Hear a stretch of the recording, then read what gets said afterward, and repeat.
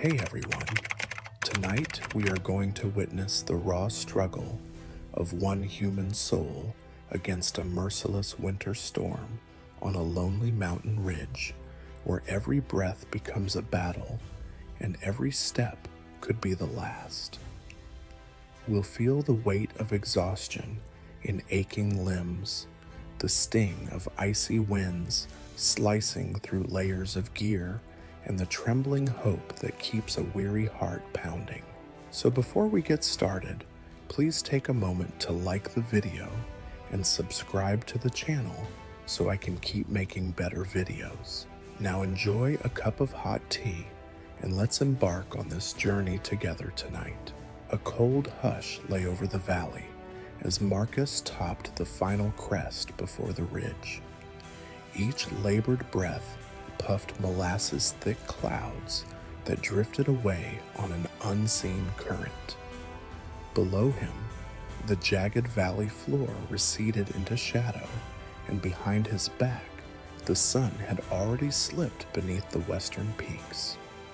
His boots, caked in ice and splintered rock dust, felt like weights pulling him backward, yet he forced one foot in front of the other. His pack laden with a scant kit of dehydrated meals, half-frozen water bottles, and the faint hope of a swift summit pressed into his shoulders, a rocking cradle of discomfort that jolted him with every step.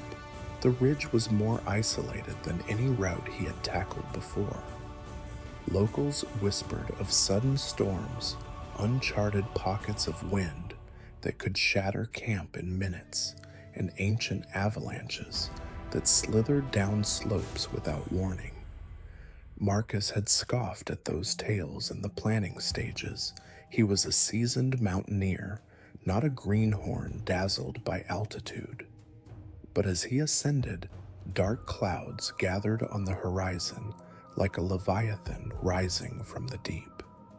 Their underbellies pulsed with charcoal gray and bruised purple, and the thin ribbon of sky above him shrank as they rolled closer. He paused to wipe the sweat that trickled beneath his outer layers, a deceptive warmth that could not withstand encroaching cold. His fingers fumbled at the zipper of his parka nails, half brittle from the high-altitude chill. Beyond him, the wind whispered through broken rock spires, raising a howling prelude to the storm's arrival.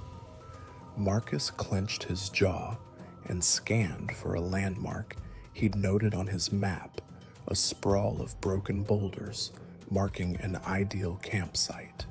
It sat just beyond the ridge's crest, offering some shelter if he made it before the snow began in earnest. Fog drifted at first, like a shy visitor testing the world's edges. Then a flake struck his cheek, a single star of frozen lace. He shivered involuntarily, pulling his hood snug around his head. One flake was no cause for alarm, but he had memorized every cautionary chronicle locals shared. White ribbons of snow could suffocate visibility in seconds, blindsiding the confident and the cautious alike. Marcus checked his watch, 4:45 p.m. He'd allowed 6 hours for this last stretch. If he pushed hard now, he could reach the boulder field with 20 minutes to spare, enough for a quick shelter and hot meal. But the ridge was longer than his map's scale suggested, and the wind, still gentle, carried a hollow rattling that spoke of gathering force. He forced himself onward. Muscles burned with lactic acid, and a dull ache pulsed through his temples. The altitude thinned the air until each inhalation felt like breathing through a straw packed with snow. He slowed his pace, counting his steps: 1 plant the toe, 2 roll onto the heel, 3 settle the ankle. Mindful repetition was the only way to keep panic at bay when the body threatened mutiny.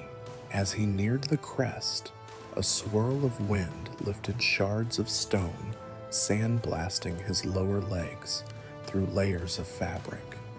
Small fragments cut like needles, and he wrenched his gait against the gusts.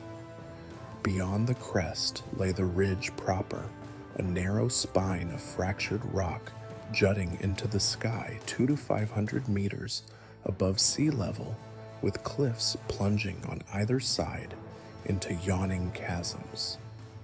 A single misstep here would spell disaster.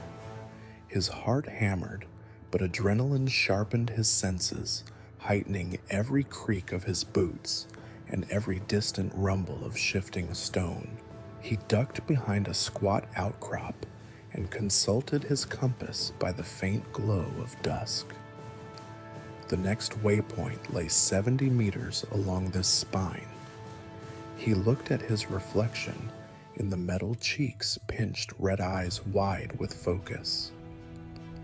Despite his reviews of survival tactics, despite the years of experience, he felt the first genuine tremor of fear.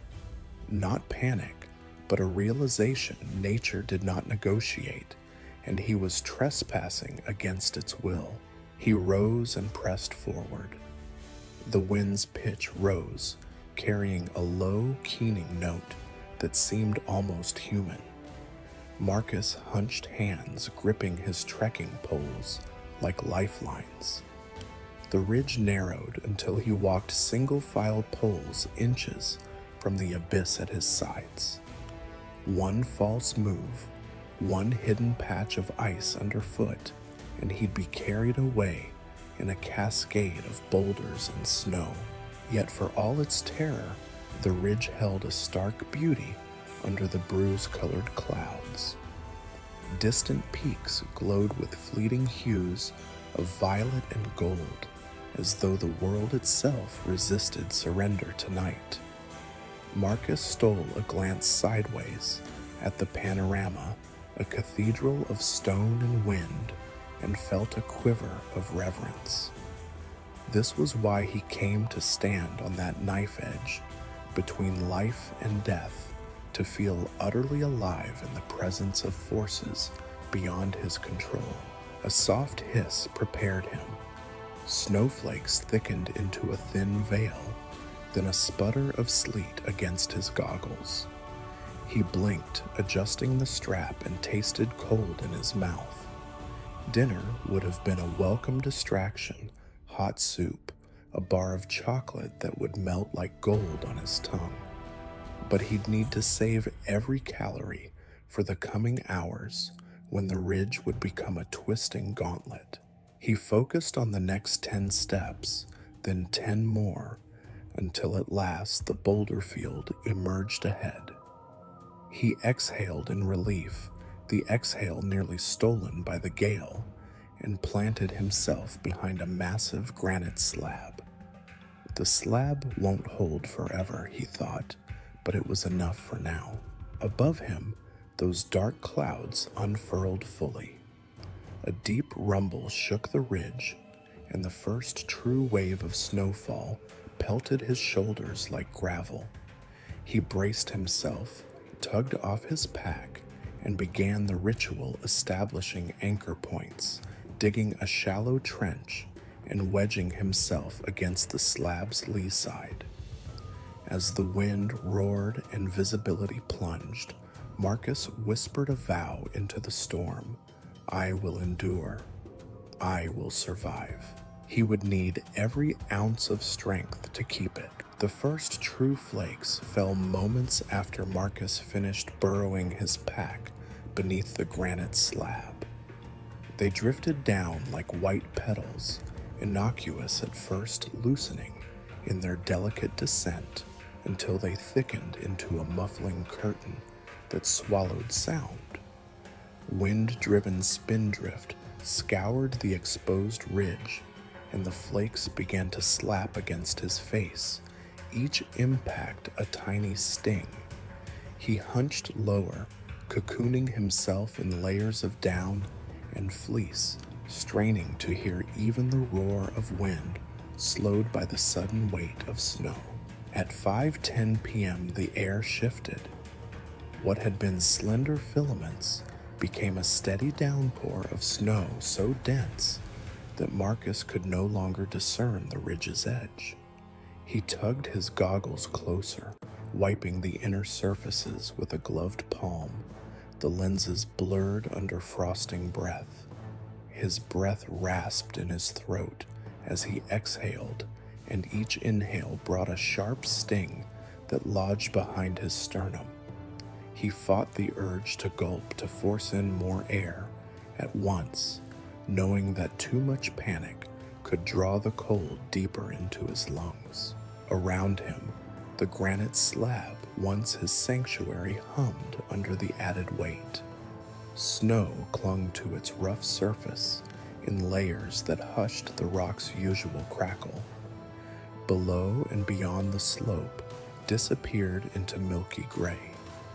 He knew the ridge had crevasses hidden under cornices of ice, deadly traps that yawned without warning. Now he could not even see the safe spine of his path. He took stock. The stove was still functional, its fuel canister warm to the touch. His water bottles, stashed inside his jacket, were partially thawed enough to give him a sip or two when needed. Food bars lay sealed, but pressed flat by the weight of his pack.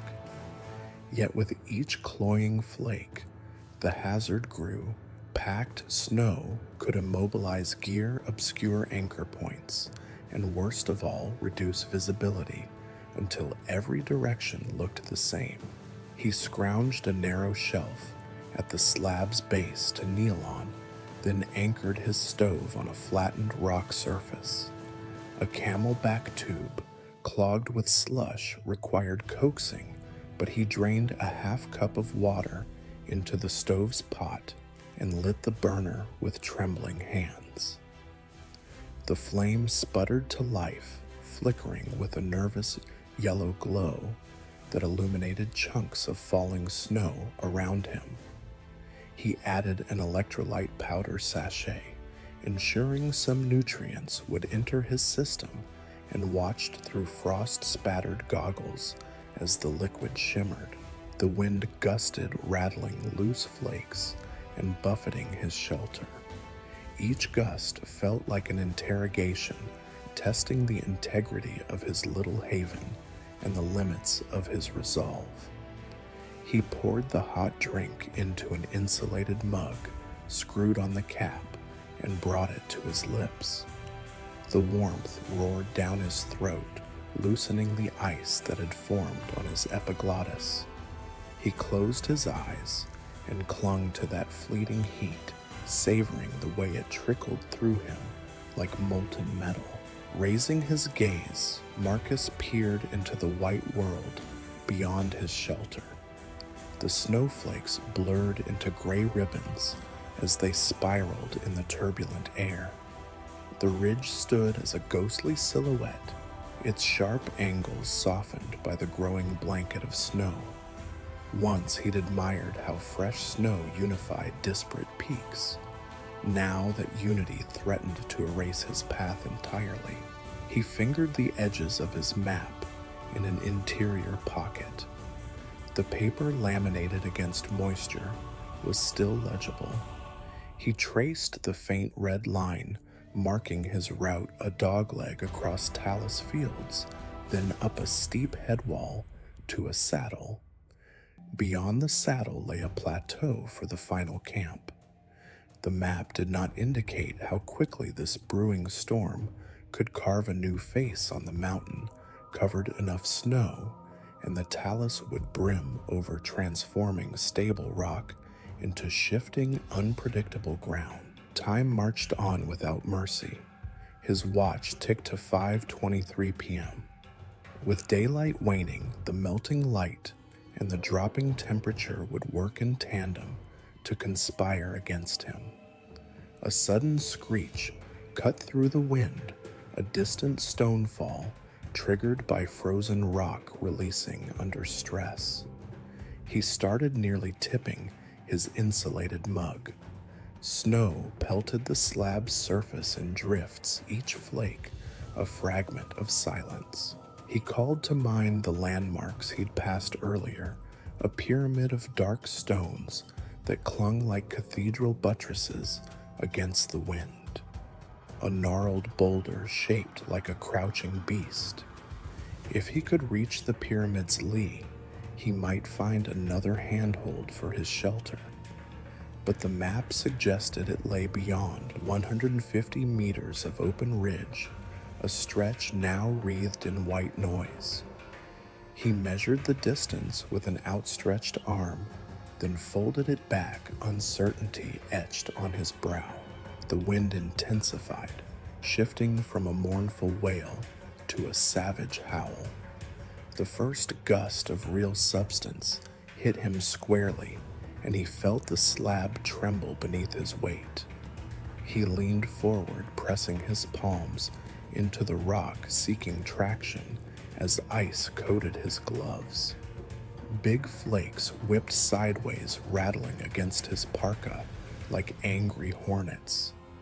His vision narrowed to a tunnel ahead and the shadow of his own form. Marcus exhaled slowly. Panic, he reminded himself, was a luxury he could not afford. He sipped the last of his hot drink and set the mug aside, dabbing residual heat into his cold fingers. If he stayed here too long, body temperature would plummet, and even the insulation of his layers couldn't hold out indefinitely. Yet venturing out now meant risking a fall or disappearing into a crevasse. He examined the rock face above a series of handholds carved by years of wind erosion, now laden with ice. Their texture promised grip, but demanded caution. He packed up methodically, extinguishing the stove and stowing the mug. Every motion felt like wading through molasses. Frozen joints resisted each bend and twist. He dug his gloves against the ice, securing his climbing harness and reattaching the tether he'd anchored earlier. Checking the carabiner, he satisfied himself that it clicked properly, metal on metal, though he knew a moment's complacency could spell disaster. Standing at the slab's edge, he peered into the white abyss. The ridge stretched away an indeterminate blur. Somewhere in there lay the dark pyramid of stones. Somewhere beyond that lay his camp, and beyond that, safety. Somewhere within him lay a battered trust in skill and experience. He threaded his trekking poles into his belt and took the first cautious step, feet angled for maximum contact, watchful for hidden ice. His stomach clenched as he probed each footfall, then pressed forward. The wind lashed at him again, forcing him to lower his profile and grind forward on all fours for a moment until he passed a protruding boulder. He gasped for breath, lungs burning with the frost that crowded every intake. Climbing upright, he clipped his tether onto a fixed piton embedded in the granite, a relic from a years-old root. The metal was icy to the touch, but secure. With one hand on the piton and one on a rock outcrop, he counted 3 anchoring points, then drew his legs up. As he climbed, his boots crunched on a layer of fresh snow and sandpapered rock. His progress was slow, 10 meters at a time. Then, another 10. Each meter claimed the energy he could not spare. Each handhold risked frostbite in numb fingers. Yet pressing forward was his only choice. The storm was no longer a polite guest. It was an invader seeking to swallow the ridge whole. Finally, he rounded a wind-sculpted boulder, and his tether snapped taut against the piton, a reassuring click in the storm's chaos. Beyond lay a narrow alcove, its walls flared outward like a protective shell. Snow had drifted inside, creating a shallow lip that softened the floor. It wasn't a proper cave, but it offered respite from the full force of wind and snow. Marcus exhaled in relief, leaning back against solid stone as flakes tumbled around his head like confetti in a funeral. He slid down until he sat catching his breath as the gale hammered the alcove's mouth. Here the wind's whistle softened to a distant roar, and he could feel his arms begin to thaw beneath layers. He unstrapped a small first aid kit and checked the thin coverage of frostbite forming on his knuckles. Not deep yet, just reddened skin, but it was a warning. He massaged warmth into his gloves by rubbing them together and held them against his armpits to revive circulation. From this partial shelter, the world outside was a stark vision of white fury, but here the storm felt distant, a reminder rather than a threat. Marcus assessed his next move. Corral more snow for water reinforced this alcove, with gear shunted rocks, then push to the main camp before dark. The ridge still yawned wide and white, but he had gained foothold on its wrath. Around him the storm raged. Inside him resolve settled like bedrock.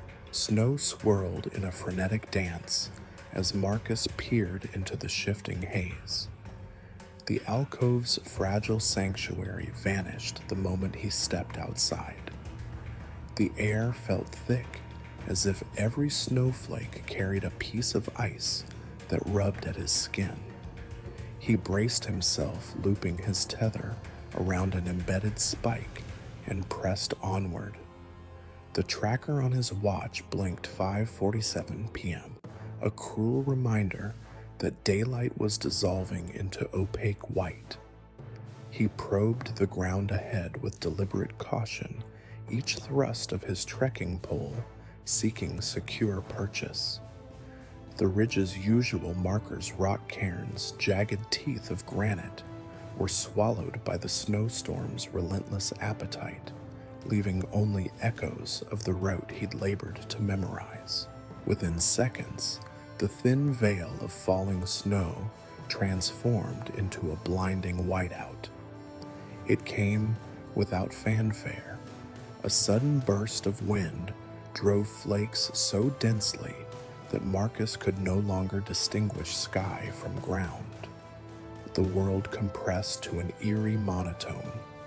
His breath froze on his goggles, creating a milky blur that no amount of wiping could clear.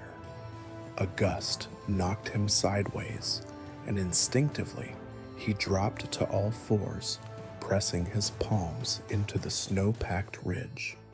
The cold drilled through his gloves, biting at his frozen skin. Panic flickered at the edge of his mind, but he quelled it, counting backward from 20, inhaling slowly, finding a steady rhythm. The abyss was only inches from his face. Snow and wind roiled together, forming a living wall that clawed at his layers. He could not see the cliff's edge, could not tell if the next step would find solid granite or open air. He felt the ridge beneath him, with every nerve ending in his boots and palms, but the ground itself felt alien, its texture masked by a slick sheen of ice and snow. He recalled the emergency protocol: stop, erect a signal, wait for the storm to ease. But his signal devices lay in his pack, buried beneath gear packed like trophies of past successes. Reaching for them risked losing his balance. He might topple into the void. Instead, he clamped a carabiner to his harness and clipped the safety line to a fixed piton. The metal hissed as it scratched icy grooves across the surface. His tether trembled under the wind's force, but it remained steadfast. With his lifeline secured, Marcus rose to his knees, then stood. Each movement felt as though he pushed through wet cement. He stared straight ahead, where a dim gray glow hinted at the slope's curvature. Trusting memory more than sight, he angled his right foot to where he estimated the path lay. One step, then another. Inches at a time, he crawled forward. Even at this deliberate speed, the flurry whipped around him so fiercely that it sometimes knocked him off balance. He gripped the piton with one hand and the ridge's spine with the other, using both as counterweights against the gale. His ankles, wrapped in insulated gaiters, protested at every twist. He tasted blood in his mouth where he'd bit his lip during an earlier gust. Each heartbeat pulsed in his temples, a pounding drum that echoed the storm's fury. Marcus chanted silent prayers, steadiness, calm focus. The ridge held him for now. The ice had gripped his soles too firmly to betray him. Time blurred, minutes felt like hours. His headlamp lay inside his jacket, unreachable until he cleared a spot to dig it out safely. Darkness pressed from all sides, though the storm's fury made time meaningless. In the disorienting brightness of undifferentiated white, he relied on the faint vibration of his tether to signal changes in slope. A tighter pull meant the ridge angled downward. A loosening slack meant he climbed toward a crest. Using this feedback loop, he edged forward. Then a sudden crack split the roaring wind, a fissure in the mountain itself, where tension released violently. He felt the ground shudder beneath his feet. For a horrifying instant, Marcus froze, picturing the ridge fracturing the granite spine, shattering into the yawning valley below. The tremor passed, but the echo lingered. Instinct screamed to retreat, but retreat offered no safety either. The slope behind him was steeper, less secure. He sealed off doubt, anchoring himself with every breath. Gradually, the blizzard's roar muted in his ears. His breathing, once ragged and shallow, found a steadier cadence. He breathed in through his nose, exhaled through his mouth, mindful that each gulp pulled frigid air past his throat. Heat leached from his core, but he pressed on, guided by the memory of solid rock beneath inches of snow. The tether's slack tightened at his waist as he approached a slight rise, a knob of hidden granite that might mark a curve in the ridge. He reached it and dug the toe of his boot into a seam of rock uncovered by wind's dance. The feeling was electric, a sure spot to pause and recalibrate. He held on chest, heaving, scanning for any sign of shelter beyond. The wind carved hollow notes around him, and he realized his heart pounded on its own, as if competing with the storm's tempo. He glanced down at his gloves. They were wet through insulation, flattened fingers stiffening with cold. Numbness crept upward from his wrists, an ominous precursor to frostbite. Marcus clenched his teeth, gathering ragged strength, and eased his jacket open just enough to fish out an emergency light stick with his cold right hand. His movements were awkward, bulky layers and shaking fingers, but he unlocked the stick's protector and bent it to activate a dull green glow. He clipped it to his harness at chest level. The light cut through the whiteout, a beacon of madness perhaps, but also a lifeline to keep him oriented. He angled his body sideways, reducing wind resistance, and followed the line of least resistance, as indicated by the green glow bobbing before him. Step by painstaking step, he moved through the storm's maw, tethered to the granite spine, like a reluctant pilgrim. He tuned his senses to the tether's tug. He memorized the feel of each rocky segment passing beneath layers of snow. The emergency light pulsed with his heartbeat, offering a shallow circle of luminescence in a world gone pale. For the first time since the storm began, he felt flickers of control return. His track onto a gentle downward pitch, and he sensed that he'd rounded a minor knob. Through the swirling snow, he glimpsed a sliver of shadow, an alcove-like dip in the ridge. The shape was indistinct, but it beckoned. If it was stable rock, it might hold enough space to squat beneath the gale and wait for a lull. He inched toward the shadow, trusting the tether's pull to guide him. When at last he dropped into a small recess, he exhaled a breath he didn't know he'd been holding. Inside this meager embrace, the wind's howl remained loud, but lost its teeth. Marcus lowered himself to his knees and then to his bottom, pressing his back against the granite's cold permanence. He cupped his goggles and cleared them, revealing only more white. But here was sanctuary enough to stop and recover. He lifted the light stick to eye level, the green glow cutting through the storm's haze. He glanced at his watch, 6:15 p.m. Nearly half an hour of whiteout panic. His lungs burned, his muscles trembled, and yet he had not fallen. He had not given in. He sipped a small reserve of water from a folded pouch, letting drops pool on his tongue before swallowing. The liquid felt like luxury. He broke a small energy bar into tiny bits, letting one melt on his tongue before chewing the next. Each morsel was a small victory against the cold's encroachment.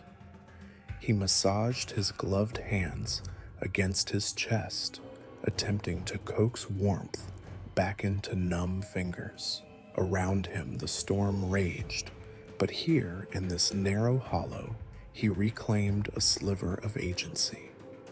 White teeth of wind pressed at the alcove's mouth, but the walls held firm. Marcus pressed his head against the granite, closed his eyes, and let the storm's fury roll overhead. He was safe for now. Marcus remained huddled in the narrow hollow, its stone walls pressing in on him like the arms of a reluctant guardian. The wind's unceasing howl drifted through the alcove's mouth. Yet here, he found a fragile peace. For a moment, he allowed his shoulders to slump, giving in to exhaustion. His legs trembled with fatigue, and his arms ached from clutching the rough granite. But the storm's savage energy galvanized a single thought: shelter, proper shelter, something more secure than these makeshift caverns. If he could find a deeper fissure, or overhang one carved by centuries of frost and wind, it might divert the worst of the gale and offer a reprieve sufficient to plan his next move. He unstrapped his pack and rummaged for his headlamp, which he clicked on and affixed to his helmet strap. Its narrow beam made the alcove's dimensions clearer, a half circle, perhaps 2 meters wide, with a low ceiling sloping down toward the windward side. Snow had piled into the back, creating a hard bench of ice that he could not clear without gloves off. He leaned forward and pried off his mittens, exposing raw skin to the frigid air. With fingertips like numb stones, he chipped at the icy bench, loosening a patch of white that crunched beneath his tools. His breath hit the ice, frosting it again before he could lift it out. He cursed under his breath. Chipping ice without full sensitivity was like carving blind. Finally, he carved enough space to sit more deeply, lowering his body until the rim of the alcove pressed against his thighs. The wind shifted, angling its fury upward. Only a trickle of spindrift found its way in now. He placed a stone from his pack across the entrance, no more than a small rock, but heavy enough to deflect drifting snow from the lower half of the opening. The alcove darkened, the roaring white exterior reduced to a distant hiss. He peeled off his soaked outer glove and pressed his bare palm against his chest, willing warmth back into his extremities. A bead of water formed on his palm, then froze into a tiny gem. He swallowed hard to keep from trembling. His eyes scanned the alcove's back wall. A narrow seam ran up and over its shadow, deepening in the lamplight. It looked wide enough to slide his body into an ice-etched crack that might widen into a small chamber. He turned off the headlamp and listened. The storm sounded quieter, muted, like a restless sleeper breathing through a scarf. Trusting the lull, he clicked the lamp back on and stood stretching each joint despite the protest of stiff muscles. He approached the seam and pressed his shoulder into its mouth. The ice bit at his parka, but the crack gave under pressure, widening an inch at his touch. He slipped in, pressing sideways, so his pack remained outside, and felt the cavern broaden around him. He stooped and scrambled forward on knees and elbows, the steel buckles of his pack catching on protrusions of frost. A few more breaths, and he found himself in a wider room, an icy niche hewn naturally from the ridge's fractured spine. His headlamp revealed a domed ceiling, humming with dripping water where melting snow seeped through cracks above. The walls were smooth in places, pocked by wind-carved dimples that might harbor small stones and anchor points. Here another avalanche could carve through and reshape the chamber, but for now it felt solid, a tempest's belly. He tested the floor with his boot, and it held. He knelt and fished out his small bag of gear, a length of 5mm cord, his lightweight tarp, and 2 climbing pitons with carabiners. He set the tarp over one rock projection to block drafts from the side, then hammered the pitons into shallow fissures above him, stretching the tarp to resemble a miniature tent ceiling.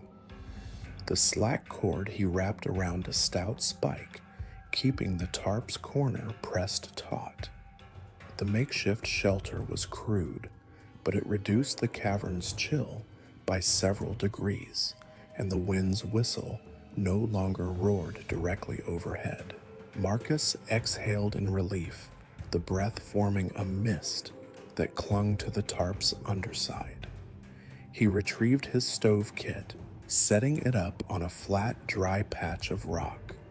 He coaxed the burner to life and added snow to melt for water while heating a freeze-dried entree. Steam curled like ghostly fingers, and he inhaled the aroma onion broth with rice and vegetables heavy with salt and promise. He bit into the softened rice, each grain a sticky warmth against his teeth. The flavors were simple, but sacred in this hollow world. As he ate, heat seeped into his core and began to thaw the chill that had settled like a layer of frost inside his bones. He reflected on the alcove's transformation from a fleeting refuge into a more permanent camp. He could stay here until the storm broke, or until his dwindling supplies forced another move. The decision weighed heavily. He'd hoped to make final camp on the plateau beyond the ridge's headwall, but that lay hours away in good conditions. Now, with visibility near zero and the storm showing no sign of mercy, any attempted traverse risked burial in a drift, or worse, an undetected crevasse. His gaze drifted to his GPS device, its small screen flickering. The battery indicator sat at half charge, good, but not enough for frequent use. Solar charging was impossible under this storm, and its battery would not last the night under constant cold. He closed the device, tucking it away. Relying on memory and compass readings would have to suffice. He checked his map again, tracing the route from this alcove, a rise of 40 meters, then a gentle curve northward before the final headwall. At his steady pace in calm weather, it would be a 20-minute trek. Now it could take an hour or more, and even then he'd risk losing the path. A distant rumble struck him, the groan of snow shifting above, or perhaps the ridge settling under new weight. He paused mid-bite, spoon paused in mid-air, listening. The storm didn't stop, but the rumble spoke of pressure and stone. He chewed thoughtfully. Any movement invited risk, but immobility invited hypothermia. He finished his meal in a few moments, scraping the spoon against the bowl to capture every morsel of warmth.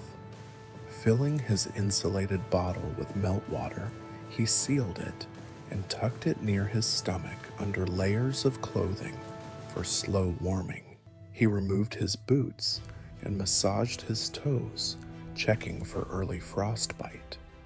To his relief, color returned when he rubbed pink speckles across the tips, not the pale whiteness of frozen tissue.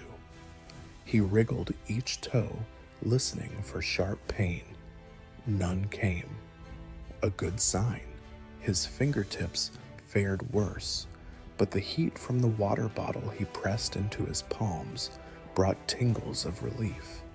He slid back into his boots and pulled on dry liner gloves from his pack, leaving outer gloves clipped to his harness. Marcus let his headlamp's beam wash across the chamber one last time before turning it off.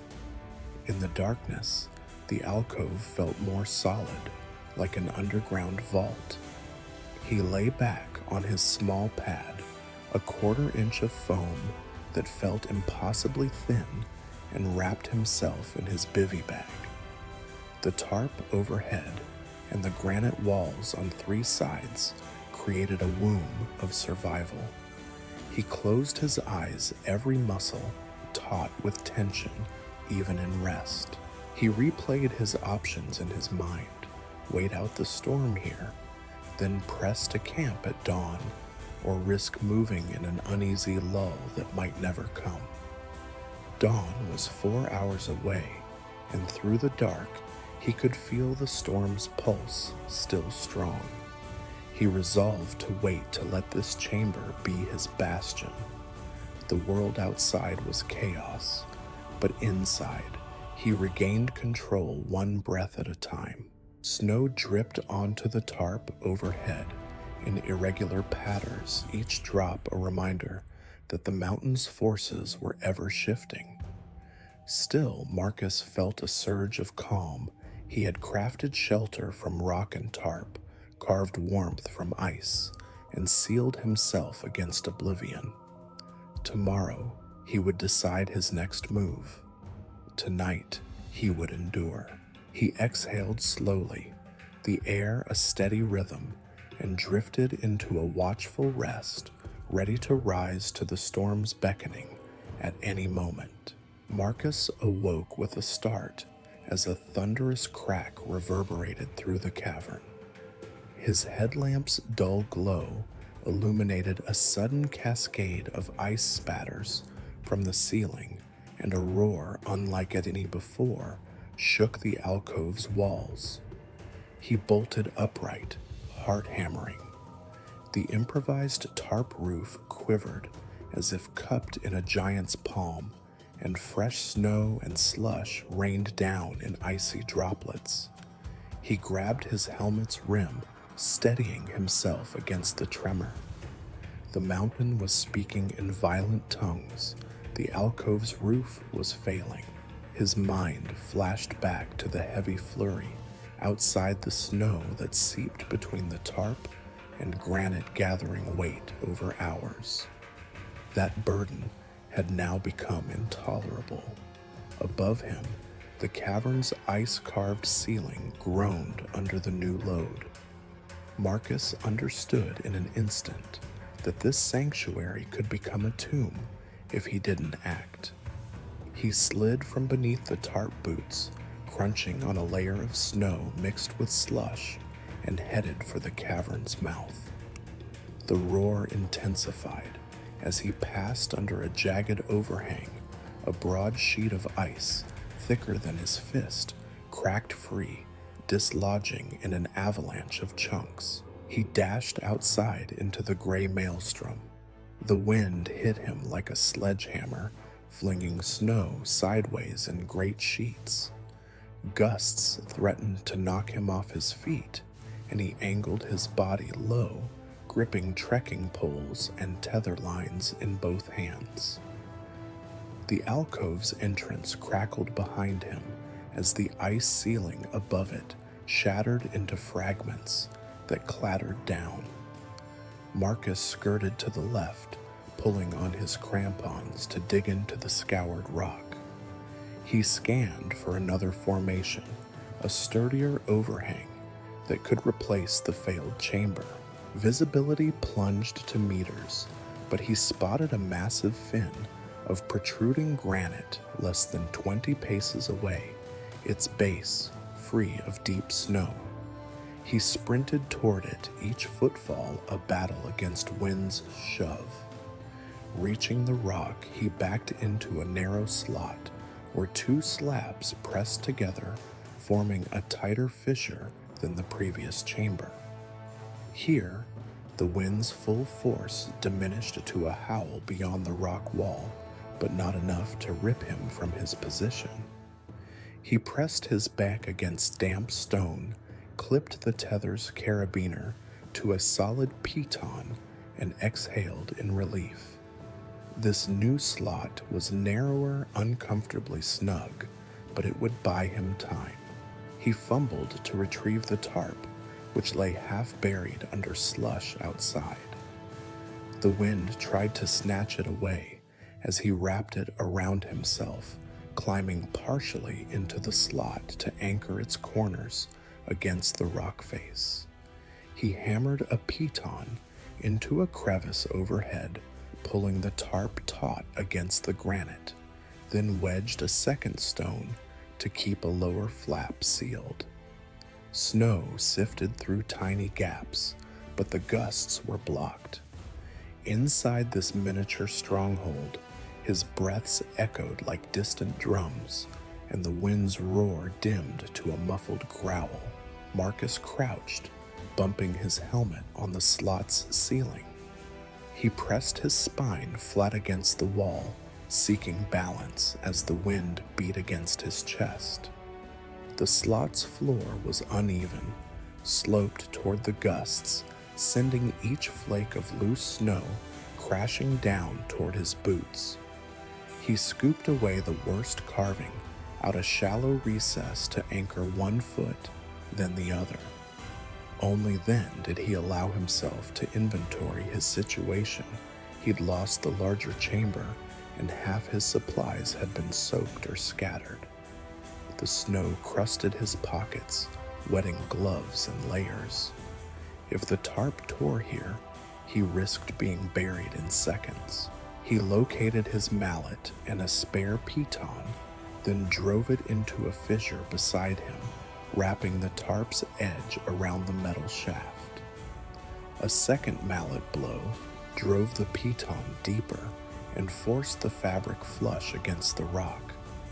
He repeated this at 3 points, creating a rudimentary triangular shelter that channeled wind over his head. It wasn't spacious enough to cook a meal or stretch, but it kept the worst at bay. He pressed his pack against the opening to fill the final gap, feeling its soaked weight slump behind him like a soggy animal. Heart pounding, Marcus exhaled and rubbed his frozen gloves together. The slot offered little room to move, but it was stable far more so than the collapsing cavern. He unhooked his stove's fuel canister and cleared the snow from its valve. With one gloved hand, he coaxed the lighter's flint until a small spark caught. The flame flared blue against the gray horizon and illuminated sheets of drifting snow visible through the tarp's seams. He placed a rock-blocked pan beneath the burner and poured in fresh snow, ignoring the fatigue that milled in his arms. As he waited for water to melt, he scanned for missing items, nothing he could reach beyond the slot's jagged frame. His food stash tasted of necessity now.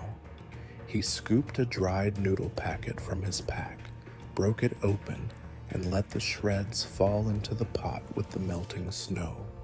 A wisp of steam curled from beneath the tarp's edge, a whisper of warmth against the storm's roar.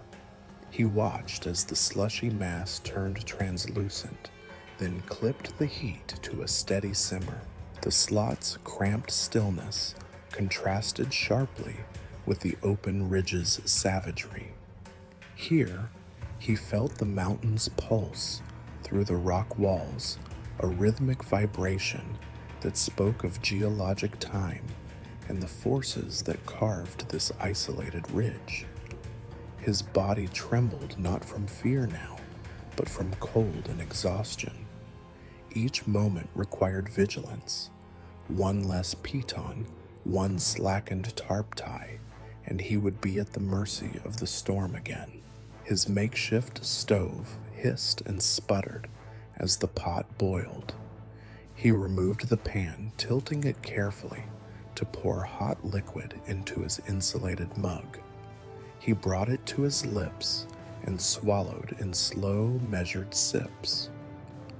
The broth's warmth radiated through his core, and he could feel his teeth unclenching his jaw, unfreezing.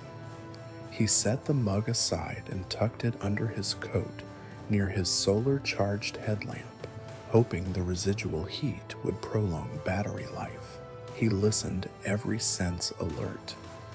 Outside, the storm raged, but the shelter held. Inside, Marcus's mind sifted through options. The slope down the ridge's backside loomed uncertain, its ice-coated runnels invisible beneath fresh snow. Beyond risk of collapse, he needed to conserve energy.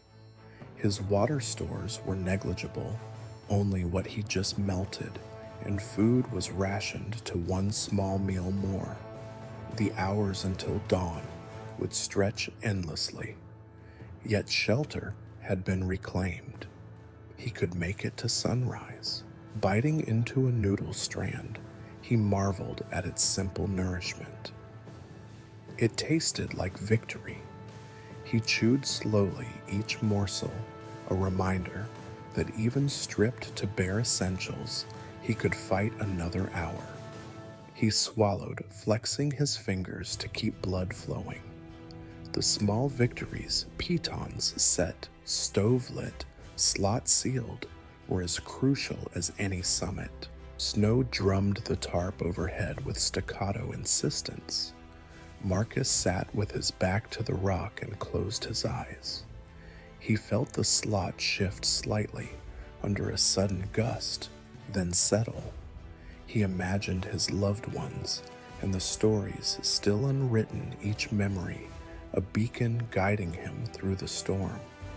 He inhaled, drawing breath deep into his lungs, and exhaled, releasing the tension coiled in his shoulders. The shelter endured, he would endure. Tomorrow, the ridge's spine would be a challenge anew. Tonight, he persisted in this narrow slot, armed with ice rock and unwavering will. The storm's violence lessened only marginally by the time Marcus decided to move his watch's face close to his pack's warmth. The display read 10:12 p.m. hours since his last reckoning. Yet darkness pressed deeper than time. Behind the tarp's thin fabric, a sheen of condensation clung, and each breath formed frost patterns that glittered when the occasional gust illuminated them. He hunched against the rock feet, splayed to maximize the small shelter's floor, and tested his water bottle's contents.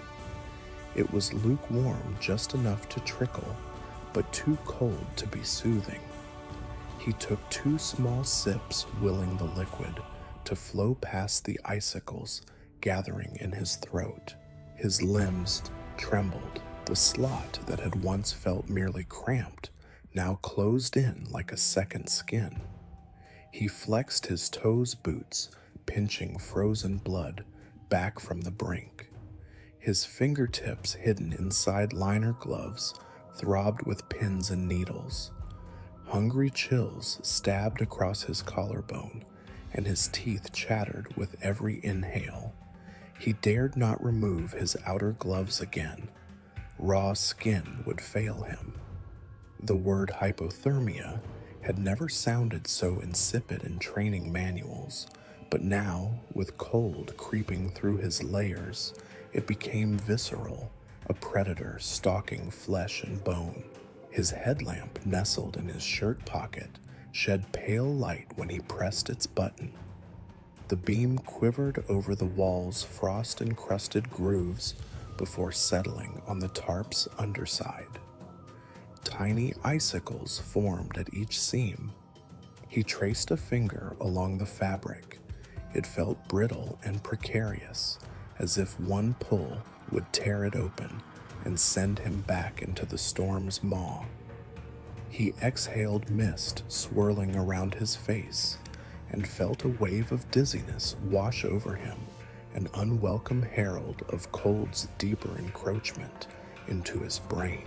He pressed his palms against the rock face at his sides, willing the granite's residual warmth to draw into him.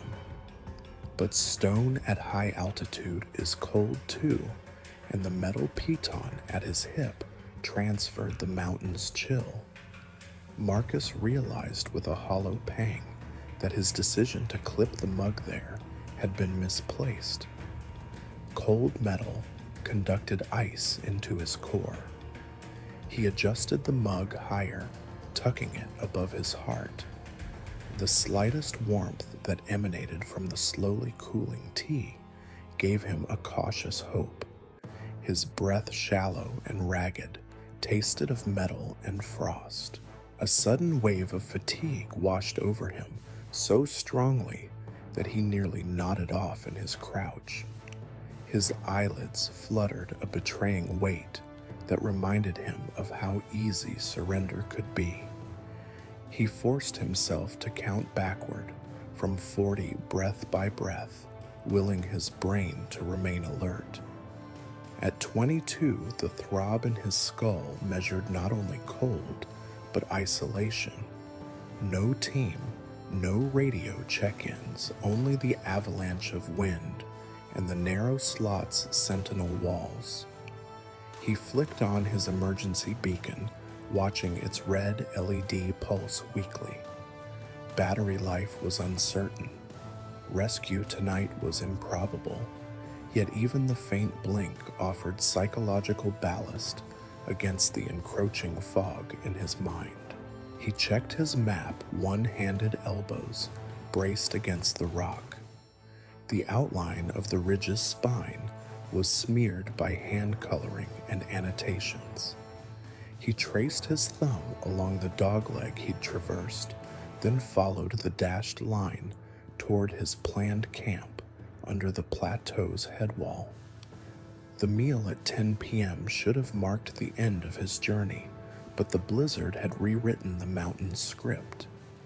Now he faced a choice: stay in this tight slot until hypothermia forced his shivering body to collapse, or venture back out into wind and snow legs unsteady for a carry of another hour to someplace less lethal. He weighed the options. The slot kept him alive from immediate exsanguination of body heat, but each minute within it drained core temperature. Movement would revitalize circulation, but any step sent adrenaline through his veins, risking fatal missteps on ice-hidden rock. His mind wandered a half-finished dinner on the ridge, the taste of melting snow turning sour, the crunch of crampon spikes on unyielding stone. Somewhere a promise of relief flickered in his memory, but hazy, distorted by the cold that seeped through his synapses. He pressed the mug to his lips again and tipped the last cold drops of tea onto his tongue. It glowed briefly with residual warmth. Then he tucked the empty vessel beside his leg and extended his arms, shivering convulsively. He pressed fists into his armpits, then slapped his cheeks until color returned. His heartbeat pounded against ribs like a frantic prisoner ejecting frozen blood. He rubbed at his mouth's corners, wiping frost that had formed at the pipe of his lips. Marcus forced himself to stand, or more accurately, to buckle to a half crouch and then slowly rise. He felt every tendon protest, cold, rigid knees, hips that creaked under stress. Waist tether taut, he leaned against the rock and tested a step.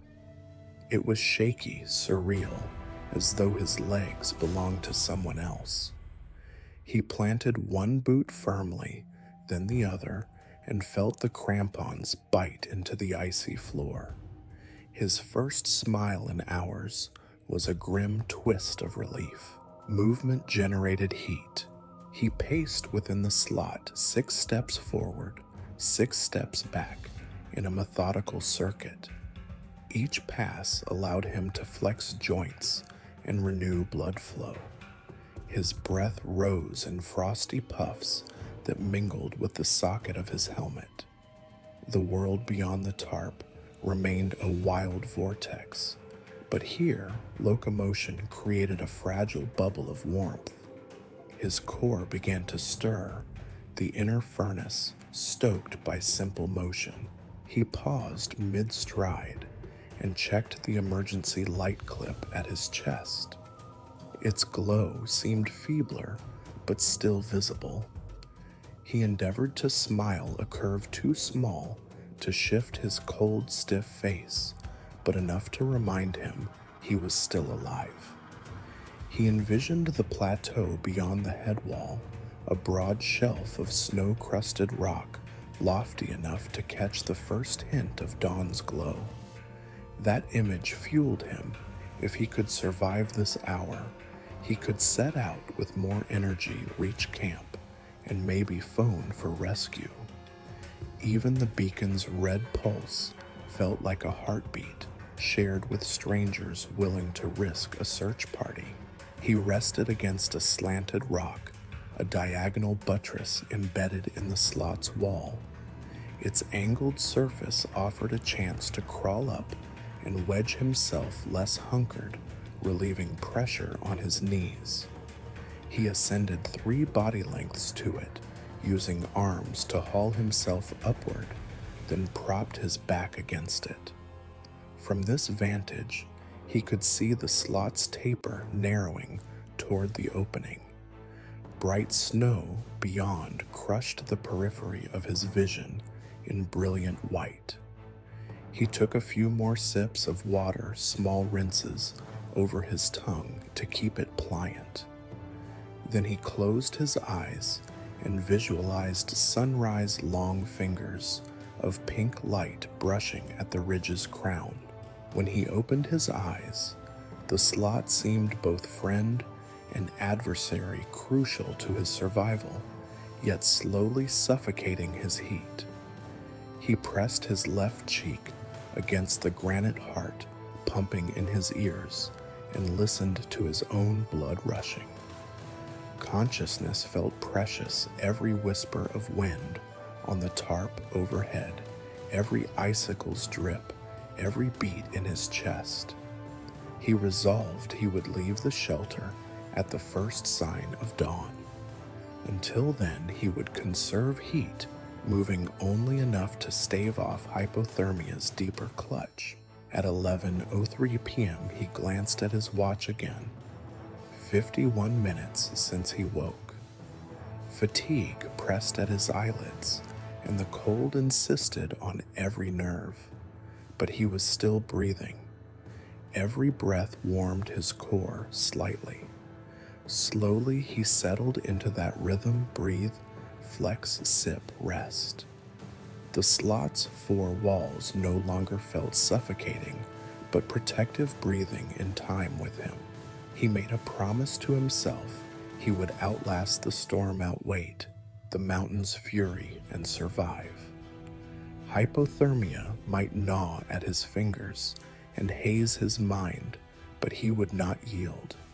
He would channel every frozen muscle, every syllable of memory, every pulse of hope into one triumphant, life-saving step toward dawn.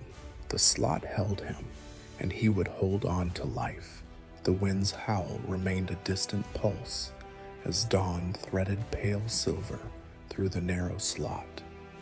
Marcus woke at 4:38 a.m., cheeks pressed against the cold granite, and blinked into a dim glow that hinted at the storm's tail. Outside, the ridge lay shrouded in drifting snow, but here the wind slackened to a muted murmur. He flexed frozen fingers around his pack's straps and eased out of the slot, gingerly testing each joint before standing fully. He could move. Now stay put would mean surrender to numbness, but movement also consumed precious energy. He settled beside his stove, lit the burner, and dropped a small snowball into a battered pot. Steam unfurled as water collected in the cavity, and the hiss of melting ice sounded almost cheerful. He retrieved his ration pack, the outer wrapper damp with condensation. There were 5 energy bars, traditionally designed for a day's exertion, now 3.5 remaining, a handful of electrolyte powder sachets, and a small packet of trail mix, salted nuts, and dried fruit. Water, held in his insulated bottle, read barely a third full. Rationing supplies under duress was a sacred skill. Too much too soon would leave him starving later. Too little risked immediate collapse. He had estimated 3 meals for his intended journey, but with the storm's delay and his extended vigil, he faced at least 2 more days of struggle. His mind ticked through priorities. Water, first dehydration and cold, was as lethal as exposure, then a steady trickle of protein, then carbohydrates to fuel muscle and mind. Marcus dished out half a sachet of electrolyte into the steaming water and stirred with a collapsible spoon, ensuring every grain dissolved. He held the cup beneath his parka, letting warmth seep into his chest. He sipped slowly, listening to each swallow, and counted the sachets, left 6. He divided a single energy bar into 3 pieces, wrapping each in a fragment of its wrapper for later. He bit into the first segment, a dense almond-flavored square that crunched with crystallized sugar. Its sweetness felt like a memory of summer, incongruous on this ice-choked ridge. He swallowed carefully, taking extra time to let the bar's oils coat his dry throat. Then he packed the remaining rations into separate inner pockets spaced evenly around his torso to balance weight and promote warmth. With supplies secured, he assessed his gear. The tarp, now taped at one torn seam, still offered windbreak. His crampons bore traces of fresh ice inside each spike. He flicked them against the rock to shed bulk. His GPS showed battery stable at 40%, enough for periodic checks, but not extended screen time. He tested his headlamp's brightness, strong, but flashing a low battery warning.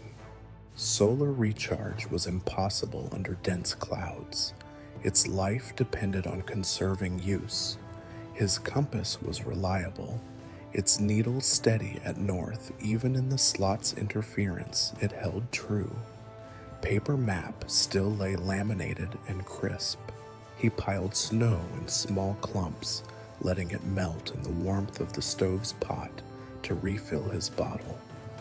The process consumed fuel. Each half cup needed a minute of flame. He had 7 ounces of fuel, a small canister that in temperate times would last days. Now it might last only until he reached lower elevations. He decided one more melted snow session at midday to top off water, and a final at dusk for tea and food. Any more would risk running dry after that descent began. Finishing the first rationed bar, Marcus looked across the ridge. The incoming storm clouds had broken.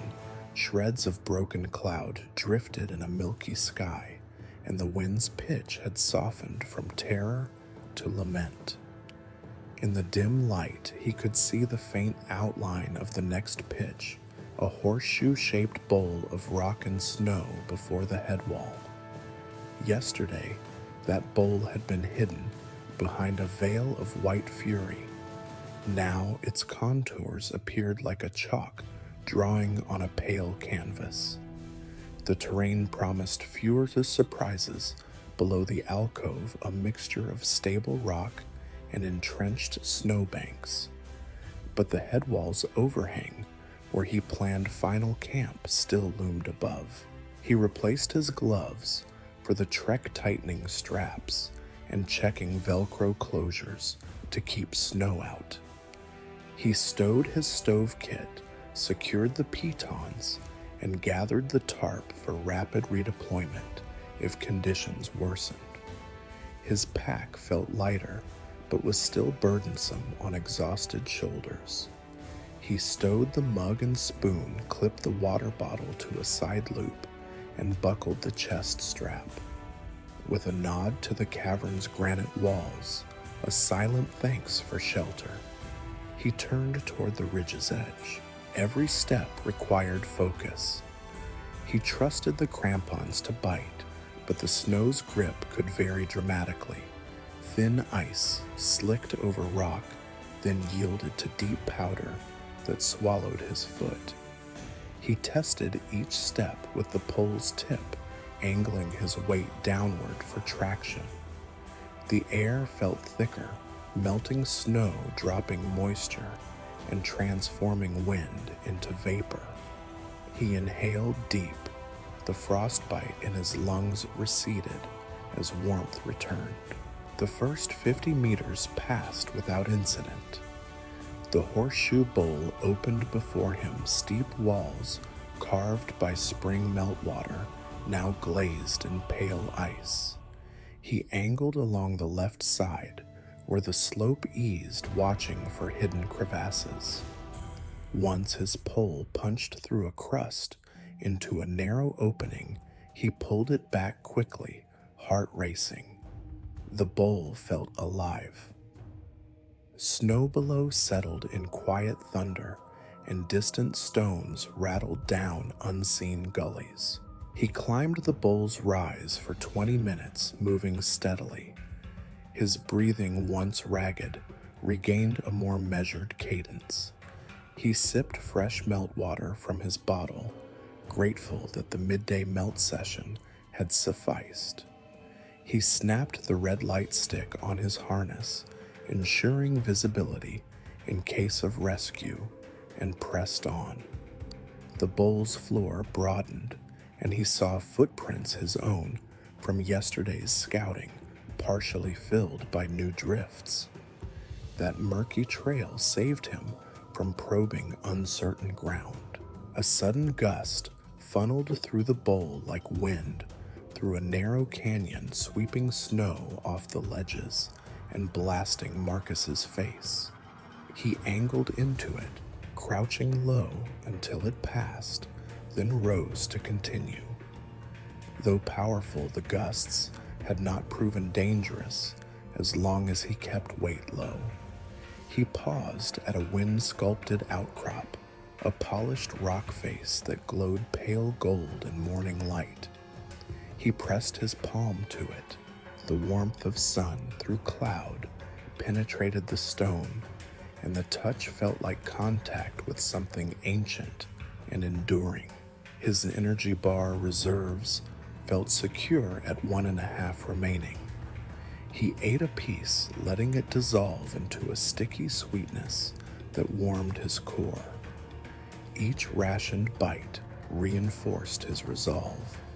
He unzipped his parka briefly to let residual heat escape, an uncomfortable choice, but necessary to prevent sweating and ice buildup inside layers.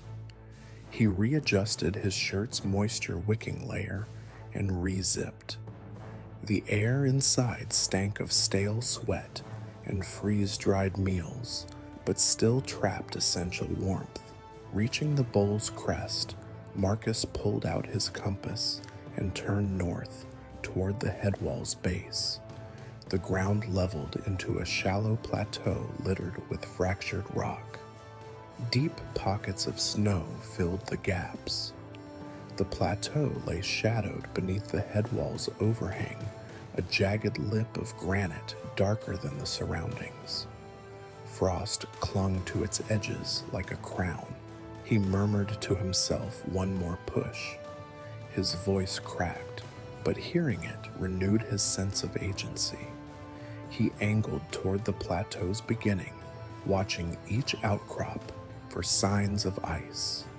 When his pole struck solid rock, he planted it and heaved himself up, rolling onto his hip before rising fully. His legs protested, but he reached the plateau floor. Marcus paused at the plateau's edge, scanning for the ideal campsite, a sheltered nook under the headwall where wind would deflect overhead. A small recess beckoned with a flat floor and a low ceiling overhead. He dropped his pack and inspected it, the remaining ration bar, 3 electrolyte sachets, and a quarter bottle of water. Enough to last through night if needed, but the descent beyond would require caution. He knelt and pressed the pack's side, calming his pulse. He gathered a few loose stones and hammered pitons into secure cracks above the recess, stretching the tarp across the mouth for an instant barricade. The wind moaned overhead, but here it faltered a restless sigh. He slid inside boots first and exhaled in relief as the overhang deflected the worst. This would be his final refuge before the drop toward the timberline. He arranged his gear stove in the center food packets at arm's reach, insulating pad beneath his back. He sipped the last half of his electrolyte water, minding every drop. He left half a ration bar for morning, along with 1 sachet for an early boost. Remaining fuel 4 ounces, would suffice for 2 more heating sessions, rationed strictly at dawn and dusk. He closed his eyes for a moment, counting meals instead of minutes. 3 meals left, 3 fuel burns, 3 dawns until lower ground. Inside the world narrowed to this stone cradle beneath the headwall. The plateau's lip above promised less snow, but colder air frost formed icicles at the overhang's edge. Yet this spot offered a view. The valley floor shimmered in the distance, its dense forest hidden beneath a sheet of white. The sight reminded him of warmth of trees and sunlit canopies.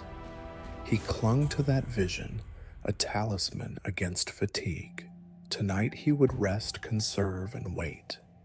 This final camp marked the turning point. Beyond lay descent rather than climb, hope rather than survival gambit. He collected one deep breath, filling lungs with thin air, and settled onto his pad bivy bag at hand. Tomorrow he would make his way off the ridge. Moonlight never truly pierced the storm's remnants, but a wan glow bathed the plateau in pale shifting radiance. Marcus lay curled in his bivy bag beneath the headwall's overhang, cocooned against the cold stones. Darkness pressed in from beyond the tarp's edges, a void alive with the faint hiss of distant wind and the soft sigh of settling snow.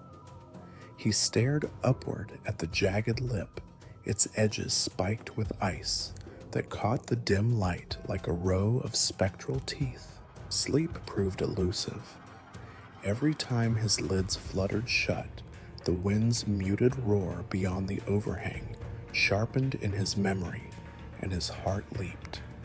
He traced the last of his energy reserves on the pack's crinkled surface: 1 ration bar, 1 sachet of electrolyte, and a quarter bottle of water. Fuel would allow him 1 more melt session before morning. The precarious arithmetic of survival hovered in every thought, each calculation slicing into his scarce rest. He closed his eyes to conjure warmth. He willed his core temperature upward, recalling summers spent hiking tree-lined trails, sweat beading on his brow under a golden sun. The memories shimmered, wildflowers brushing his ankles, birds calling overhead, the rich scent of pine and earth. He clung to the sensory tapestry, minding every detail: the sharp tang of mountain air at lower altitudes, the hum of insects in the underbrush, the softness of a patch of moss under a boot's sole. A whisper of movement outside snapped him alert. His body tensed, every muscle primed. The wind shifted. A flake tumbled through a gap between rock and tarp. He exhaled once, slow and soft. No avalanche, no new hazard, just the mountain breathing. He lay back and traced constellations through a gap where cloth missed a seam. Orion's belt gleamed dimly distant worlds, reminding him that time wound on beyond his plight. Cold seeped upward through the pad beneath him, sending tremors through his spine. He pressed knees into his chest to conserve warmth, then uncapped the water bottle and tipped a few drops into his mouth. The liquid felt icy but vital. He returned the bottle to a side pocket pressed against his ribs. Its residual heat from earlier sips still offered small comfort. Mindful of sweat, he resisted opening outer layers. Instead, he massaged his thighs against the bivy's inner lining, generating friction. His lashes froze together each time he blinked, then cracked apart as he brushed them with gloved fingers. He flexed feet inside his boots, enjoying the tiny resistance of warmed muscles rebelling against numbing cold. He reached beside him and extracted the penlight clipped to his gear loop, clicking it on to reveal the plateau's floor beyond the tarp's lip. Fresh snow lay in soft drifts streaked with shadows. Outward, the slope descended in a gentle gradient toward the timberline. He studied it for a moment, mentally preparing for tomorrow's route. In the lamplight, he marked potential obstacles: a hidden rock outcrop just beyond the camp, a drifted gully that might pose a minor slip hazard. Even planning offered reassurance, a reaffirmation that he would move with purpose when dawn rose. Fatigue tugged at the edges of his awareness, and he drifted toward dreams punctuated by memories: his sister's laughter under Christmas lights, the crackle of a fireplace, the first kiss with someone whose warmth eclipsed winter's bite. Each memory gleamed brighter than any headlamp sparking resolve. But every fantasy dissolved as the wind rattled the tarp overhead, and he bolted upright once more, pulse flaring. He drank deeply from his mug, now empty, but still frosty, rubbing its rim against his lips. Then he shook out the last ration bar's wrapper and tore off a sliver of the almond square, letting it rest on his tongue until sweetness bloomed. He swallowed and felt strength surge through his limbs like liquid flame. That small meal, no more than 50 calories, brightened his spirit far more than his body. Night lengthened, and Marcus measured it in heartbeats rather than minutes. He counted his breaths, focusing on the sensation of air passing his lips and warming in his chest. He chanted his silent mantra, steady, patient, vigilant. He tracked his pulse against the distant wind, each beat a reminder of life persisting in the hush of mountain night. At 11:42 p.m., he checked his watch. 6 hours until first light. 6 hours of vigil, 6 hours to conserve, 6 hours to survive. He leaned back, allowing the bivvy's reflective surface to warm his back.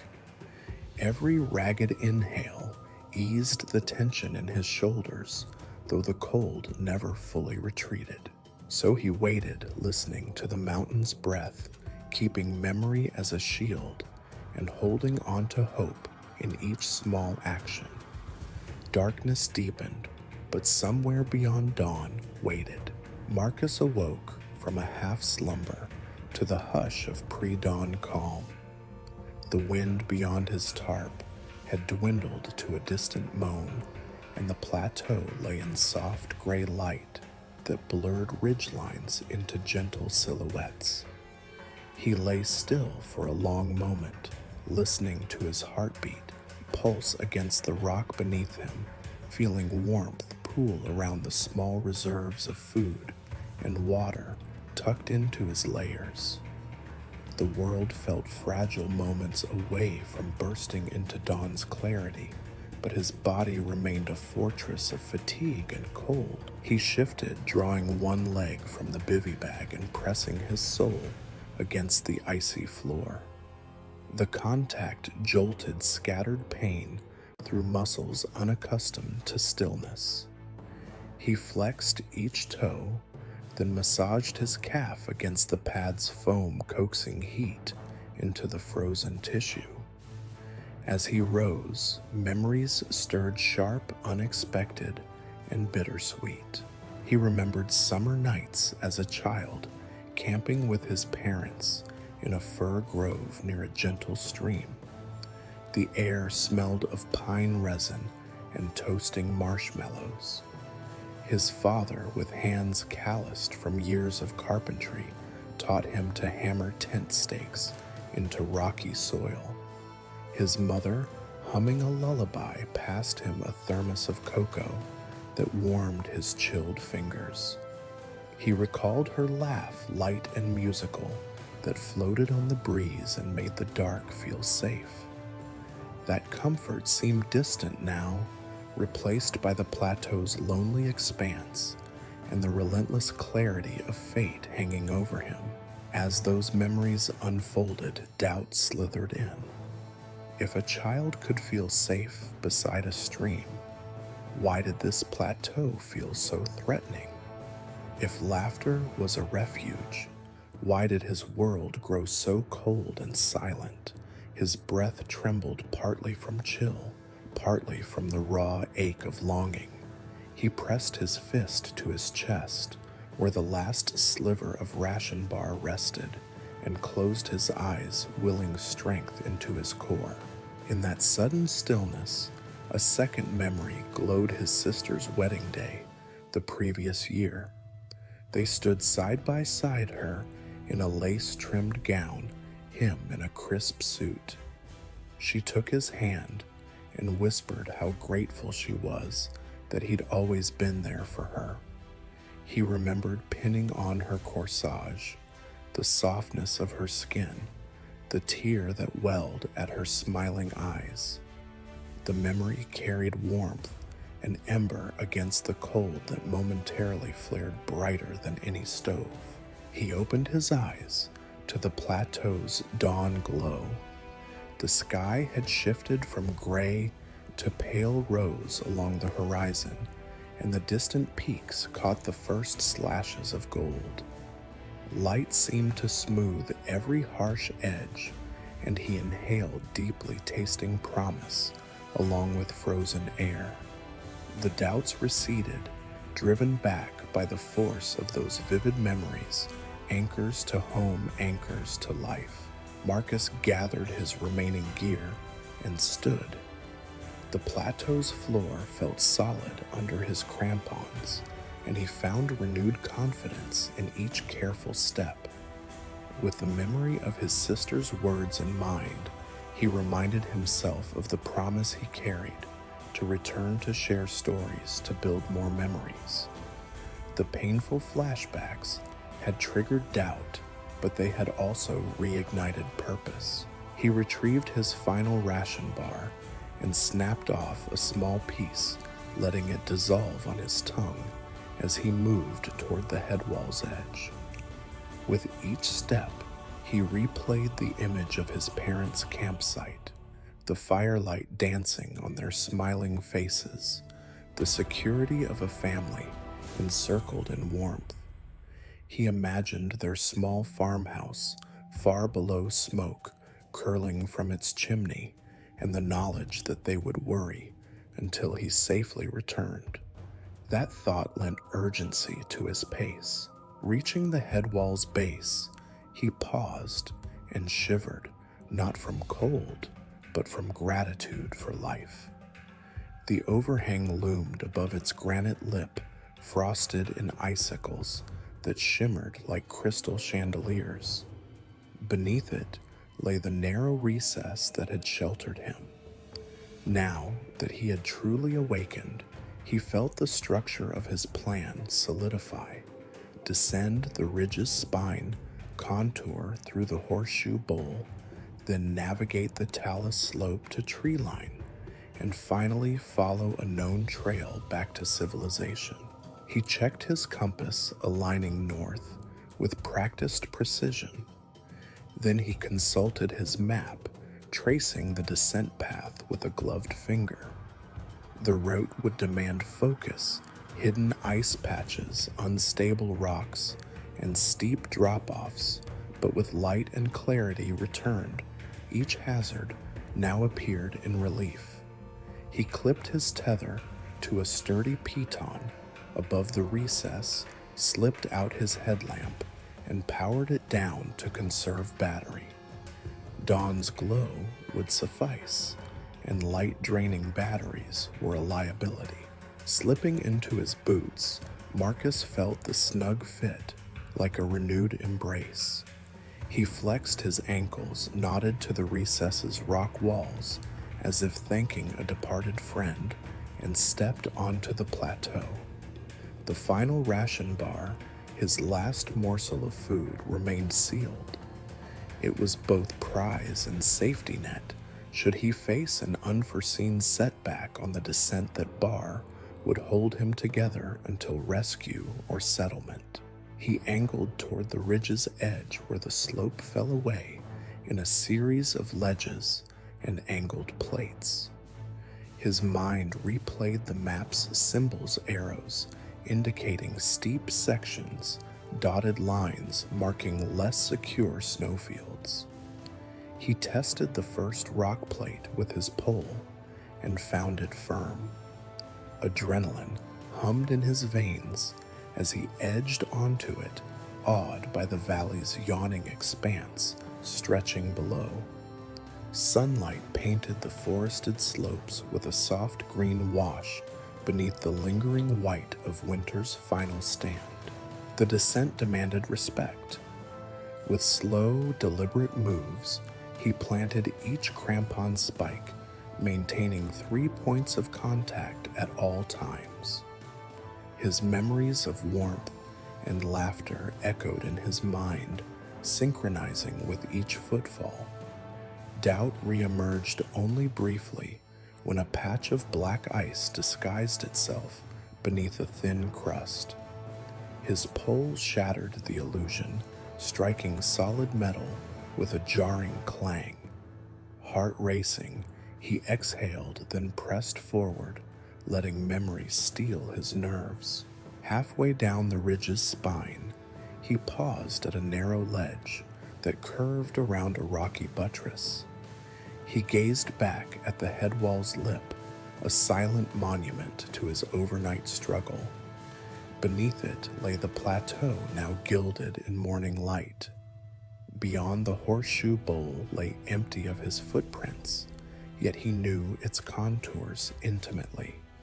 He closed his eyes and allowed the memory of that sheltered alcove and slot to wash over him, a testament to human ingenuity and determination. Then he turned his focus forward.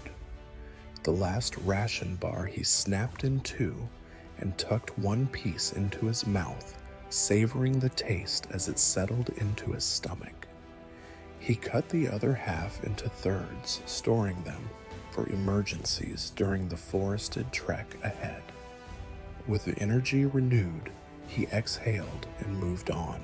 Below the ridge, the gradient eased, snow thinned, and rocky ground reasserted itself. Each footfall on pebble and stone felt secure. He unclipped the tether from the piton. It was no longer necessary. With that small liberation, he felt both vulnerable and invigorated. The world opened before him, and the memory of his family's campsite drew him onward like a magnet. By mid-morning, Marcus reached the edge of the talus field, where boulders tumbled toward the tree line. His pace slowed as he navigated unstable rocks, each carefully tested with pole and toe. Yet with each successful step, the forest below beckoned dark trunks interspersed with pine green boughs. The promise of trees, softer ground, and eventually a trail offered relief greater than any mountain alcove. He paused at the talus's edge, breathing deeply. The forest floor lay 20 meters below. Sunlight filtered through branches, and he imagined the scent of pine needles warming under June's rays. He swallowed the remaining ration piece and stepped downward, committing to the final phase of his journey.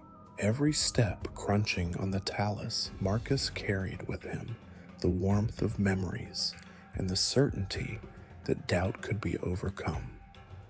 The mountain had tested his body and mind, but love and memory had guided each step toward survival. With the forest's edge imminent, he whispered into the wind, "I'm coming home." The morning light filtered through pine boughs as Marcus paused by the edge of the forest trail, boots settling into the mossy ground.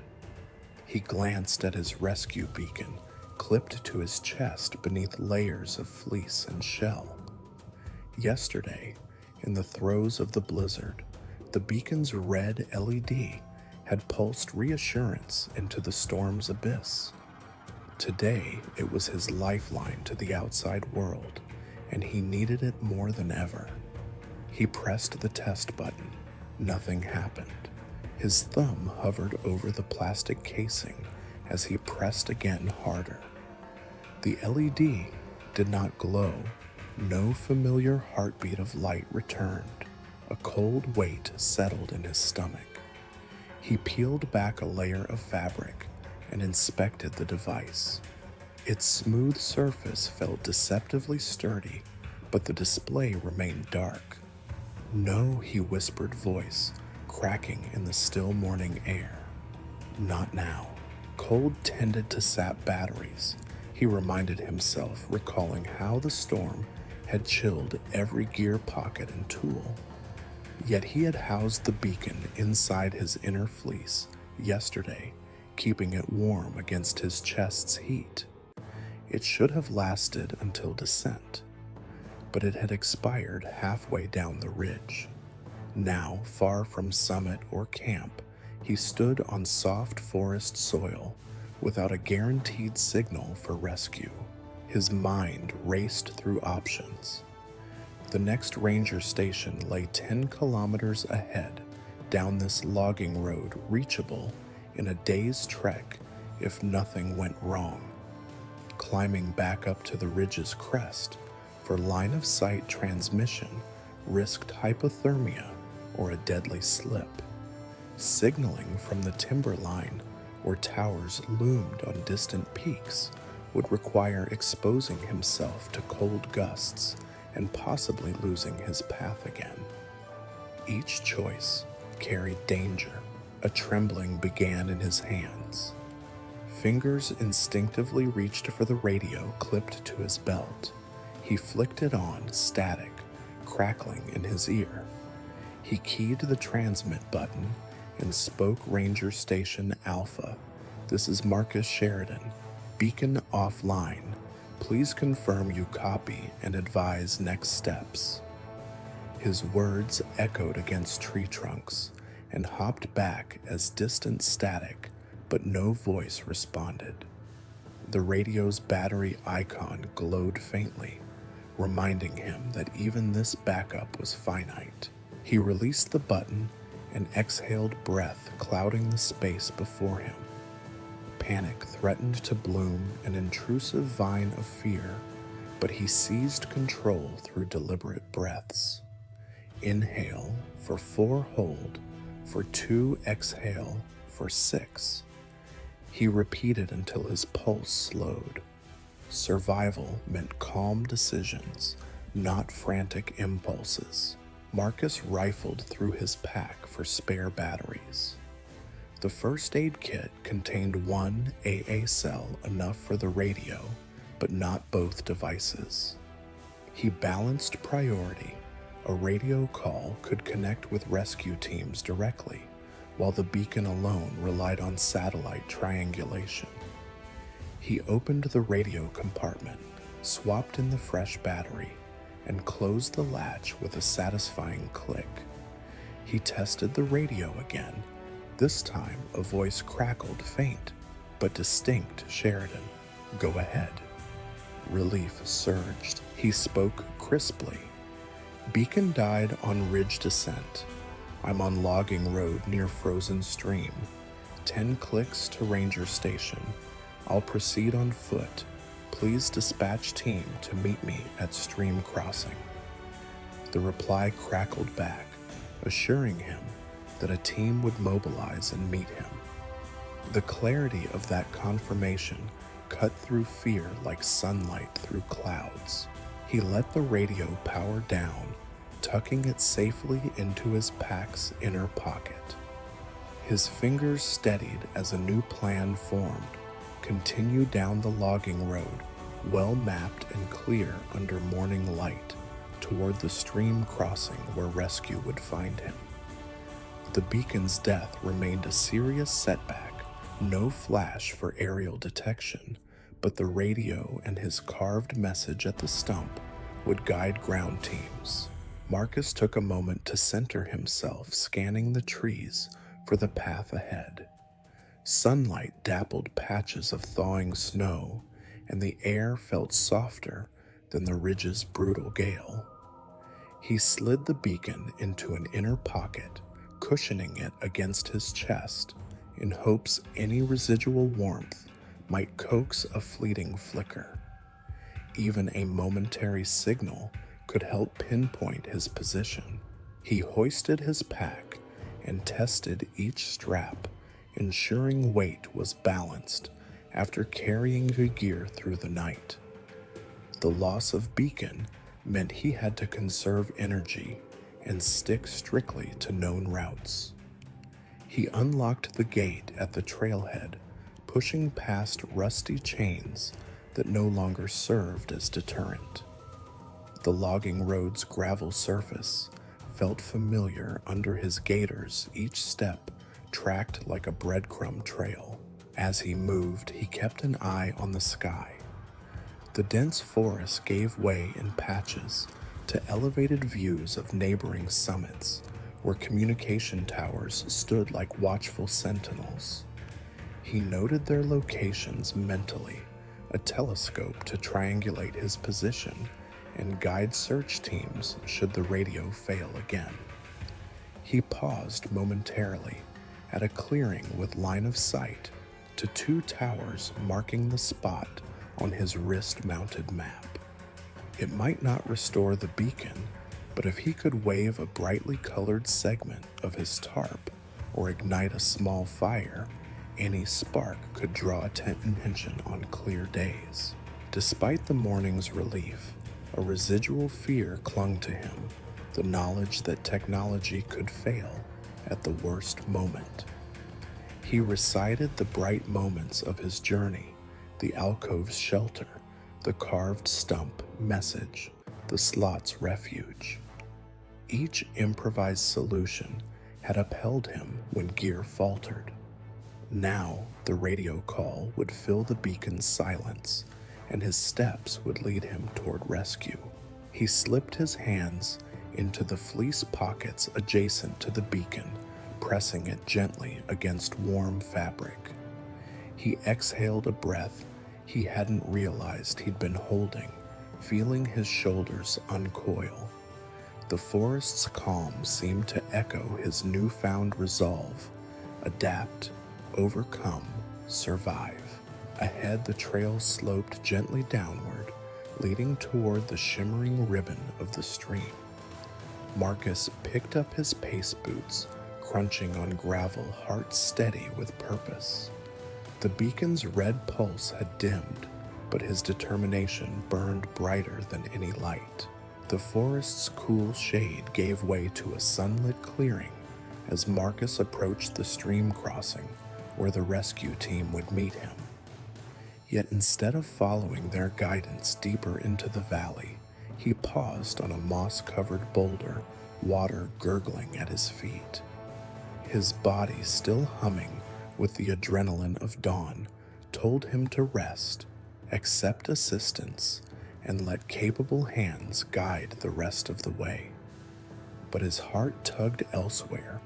The ridge he had survived still loomed in his mind like an unfinished chapter, and beyond it lay the plateau where final camp had offered salvation. The thought of descent from that vantage, rather than rescue from below, ignited a stubborn resolve. He needed to descend the ridge himself to reclaim every step and fully close this ordeal on his own terms. Marcus knelt to cup water in his hands, letting it slip through his fingers as he weighed the choice. Rescue offered safety, yes, but also dependency. His pride, forged through years of climbing, and self-reliance bristled at the idea of being guided down. More than that, the ridge still called every scar on his body, Every memory of the blizzard's fury had imprinted the mountain's challenge on his bones. To abandon the descent now felt like leaving part of himself lost amid the ice. He ran a hand along the knotted bark of a nearby tree, the same sentinel where he'd carved his message. His initials and route plans were etched there, a testament to human will against nature's indifference. He traced the letters with his thumb: Marcus Blair Headwall Camp, weather delay, descended forest. That carving had anchored him when technology failed. Now he needed that same anchor to guide him back up the valley and across the plateau, then down the ridge's backside to reach safety on his own feet. A shout from the tree line snapped him back. The rescue team appeared, two figures in bright jackets, their gaiters kicking up spray as they forded the shallow stream. They waved relief on their faces. Marcus met them halfway, boots splashing as he rose. He saw the eagerness in their eyes, the questions forming on their lips. Did he need medical aid, water, a ride to shelter? He forced a smile, gratitude and determination mingling in his chest. "Thank you," he said, voice steady. He accepted the offered water bottle and took a long drink, letting cool liquid slide down his throat. The medics exchanged glances. One asked, "You're sure you don't want to stay with us?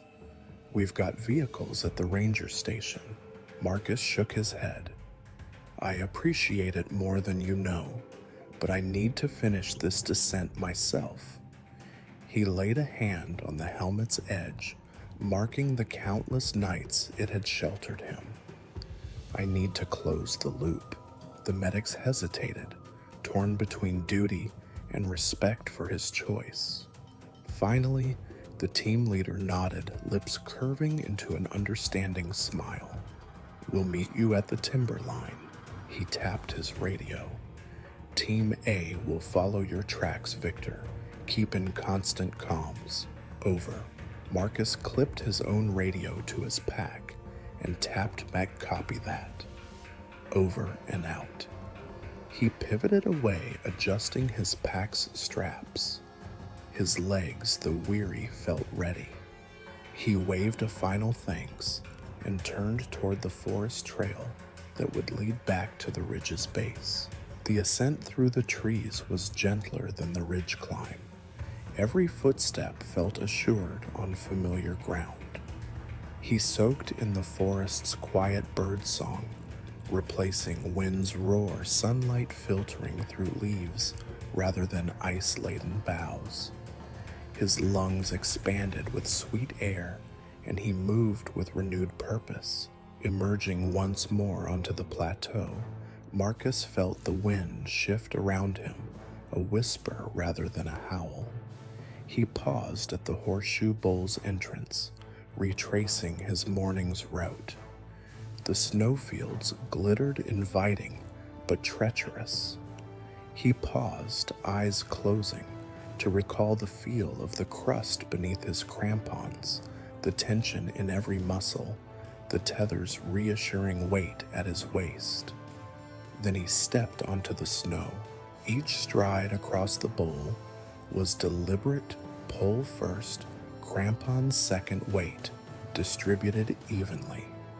His shadow stretched long in the afternoon sun, and he followed footprints he had made earlier, now softened by drifting powder. He passed the wind-sculpted outcrop where he had paused before, and memories flickered of fear, of triumph, of survival. They fueled his resolve rather than haunting him. Reaching the headwall's base, he considered the overhang where final camp had sheltered him. He remembered the narrow recess, the stove's blue flame, the steamy bowl of rice that had tasted like life. He breathed in the cold air, peppered now with melting snow to steel himself for the ridge's spine above. The climb up the head wall was the steepest pitch yet. He placed piton anchors at reliable seams 1, 2, 3, each picked from his limited supply. The sun had warmed the granite melting ice that had clung to handholds, but it also increased the risk of sunburst avalanches of slush. He moved nimbly, brushing small drifts aside, hammering anchors only where necessary, conserving energy for the ridge itself. At the headwall's crest, Marcus stopped and gazed across the plateau he had traversed twice down in morning's launch, and now up on his own volition. The world felt expansive valley on one side, ridge on the other, as though he stood at a crossroads between surrender and resolve. He squared his shoulders and turned toward the ridge's edge. The spine shimmered under late afternoon light, its granite teeth glinting like broken glass. Marcus set his helmet's headlamp aside, relying on daylight, and secured his tether. His boots, stiff but reliable, clicked against rock. He placed a final anchor at the entrance to the ridge proper, a fixed piton tapping home with a satisfying ring. The ridge's initial knife-edge section tested him anew. Gusts buffeted him sideways, but the path had softened in spots, carved by melting snow, draining toward the valley. He knelt at one particularly narrow point, sliding a microspike into a shallow groove to probe stability before each step. The thrill of focus drove him in this moment, every cell in his body tuned to precision, and doubt had no purchase. A sudden gust knocked his goggles askew, momentarily blinding him. His hand flew up, wrestling them back in place. The wind's roar felt distant now, a challenge he could overcome. He pressed forward one anchor to the next, until behind him lay a trail of metallic echoes. At the boulder field just beyond the ridge, Marcus dismounted the spine and dropped to his knees. He paused, hands pressed into the snow-mantled ground, heart racing not from fear, but triumph. The ridge had tested his spirit and body, and he had chosen to conquer it on his own terms. Standing, he removed his tether and stuck it into the last piton, an emblem of completion. He flexed knees stiffened by tension and exhaled into crisp air. The valley below beckoned more urgently than ever, yet he felt no rush. He had closed the chapter of the ridge's trial with his own footsteps unassisted. That choice descending rather than waiting for rescue had reaffirmed the self-reliance that defined him. He retrieved his radio and called Team A. "This is Marcus. I've cleared the ridge. Proceed to extraction point." The reply came swift and warm, congratulating his success. Relief washed through him, mingling with pride. With that, Marcus turned fully toward home, heart light despite the day's labors. The descent down the boulder field was easier, each rock trampled smooth by his intent. Below awaited safety, warmth, and the stories that would outlast this mountain's fury. Marcus pressed onward across the boulder field, each boot sinking slightly into the hard-packed snow between rocks. Fatigue clung to his limbs like a persistent shadow, but the satisfaction of completing the ridge's spine fueled him. He focused on the next objective, descending the final scree slope that led toward safer ground. The slope began where rocks gave way to a swath of ice-coated stone slabs, each one tilted at a precarious angle, slick with morning melt and refreeze. He surveyed the field, a labyrinth of fractured shards, streaked with black ice, each slab promising certain gain or sudden slip. He paused, hands on knees, and surveyed the sky. The day's warmth had coaxed ice to loosen from higher ledges, and distant echoes warned of potential ice falls. Marcus checked his crampons, ensuring each spike was free of slush, and adjusted his poles. He would need to move quickly, but carefully. Too slow, and he risked being pinned. Too fast, and a misstep on hidden ice could send him tumbling. He began the descent, planting his poles firmly and lowering each foot intentionally. Beneath the ice rock hummed under his spikes, offering tenuous traction. Halfway down the slope, a distant crack, sharp, resonant, split the valley's calm. Marcus froze, eyes darting upward. A cornice above the headwall's lip fractured, releasing a cascade of ice fragments that thundered down toward him. He dove to the side poles and pack slamming against rock as the icefall exploded around him. Chunks the size of dinner plates rattled the slope, bouncing like monstrous hailstones. One massive chunk sheared off above him, hurtling in a frothing tumble. He rolled behind a protruding boulder, heart pounding as shards of ice rained around the outcrop. Seconds later, silence fell, broken only by faint drips and the settling hush of displaced wind. Marcus sat, chest-heaving hands, trembling against the rock's comforting solidity. He glanced down. The slope was now littered with jagged ice shards, and his intended path lay blocked by a cluster of boulders and ice blocks. He peered upward, noting the cornice's jagged gash, a blown-out channel where tons of ice had detached. A cold dread settled in his gut. Every step forward meant crossing that kill zone again. Every step backward meant returning to the unstable scree he had just moved through. He weighed his options. His right thigh throbbed from the boulder's edge that had struck him in his dive. He reached down gingerly, probing the fabric of his pants. A dark stain bloomed on the knee, blood seeping from a deep gash. Pain flickered as he pressed fingertips against the wound. Liquid warmth emerged through cold fingers. He hissed and drew back, pressing a clean bandage from his first aid kit into place. Despite the blizzard's brutality and the night spent in tight quarters, he'd managed to keep supplies mostly dry. Now he found himself tethered by injury. Each movement risked aggravating the cut and inviting infection.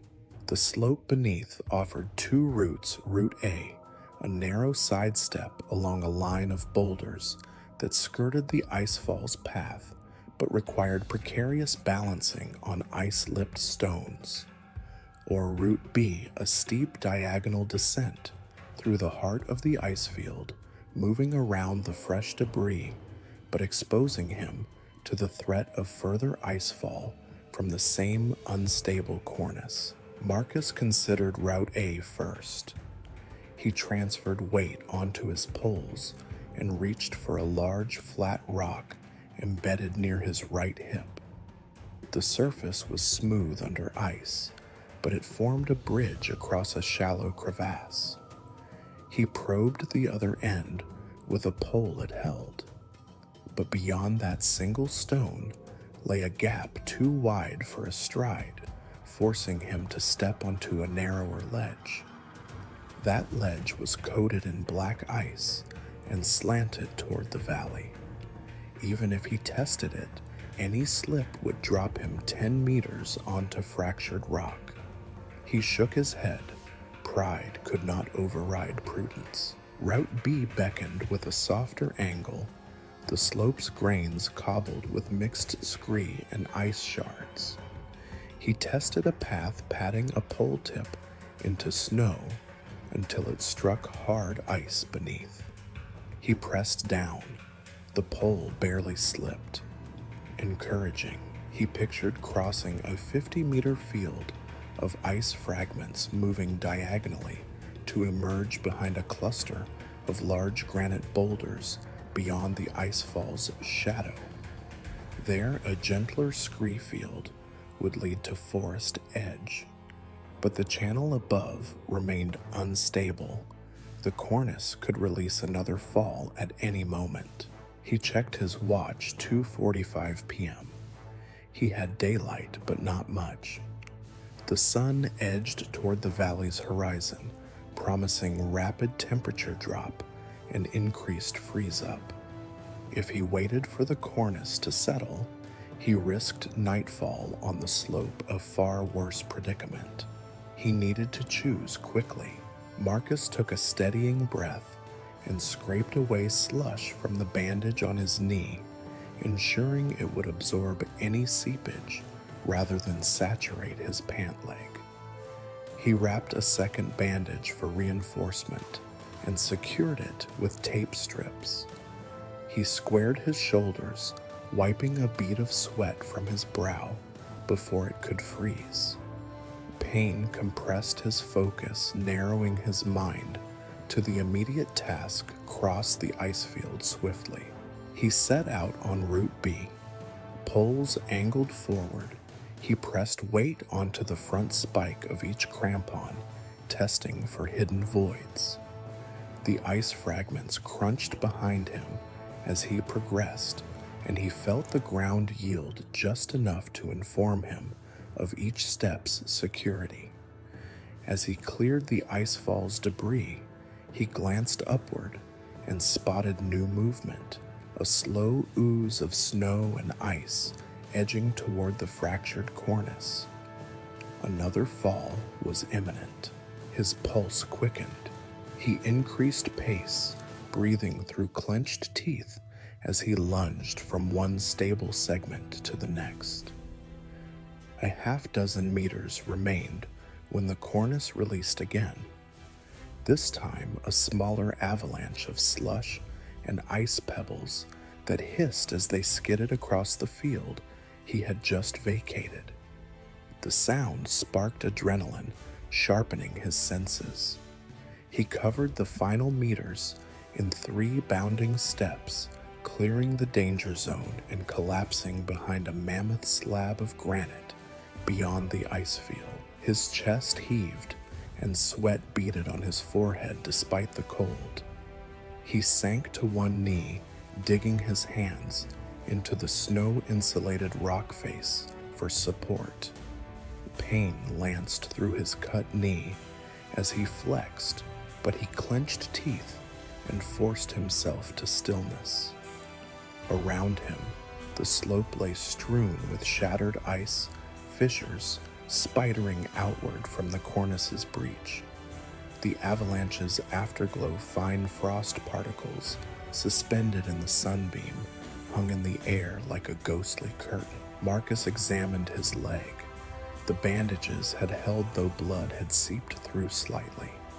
He massaged warmth into the knee with his gloved hand, willing circulation until the sting subsided.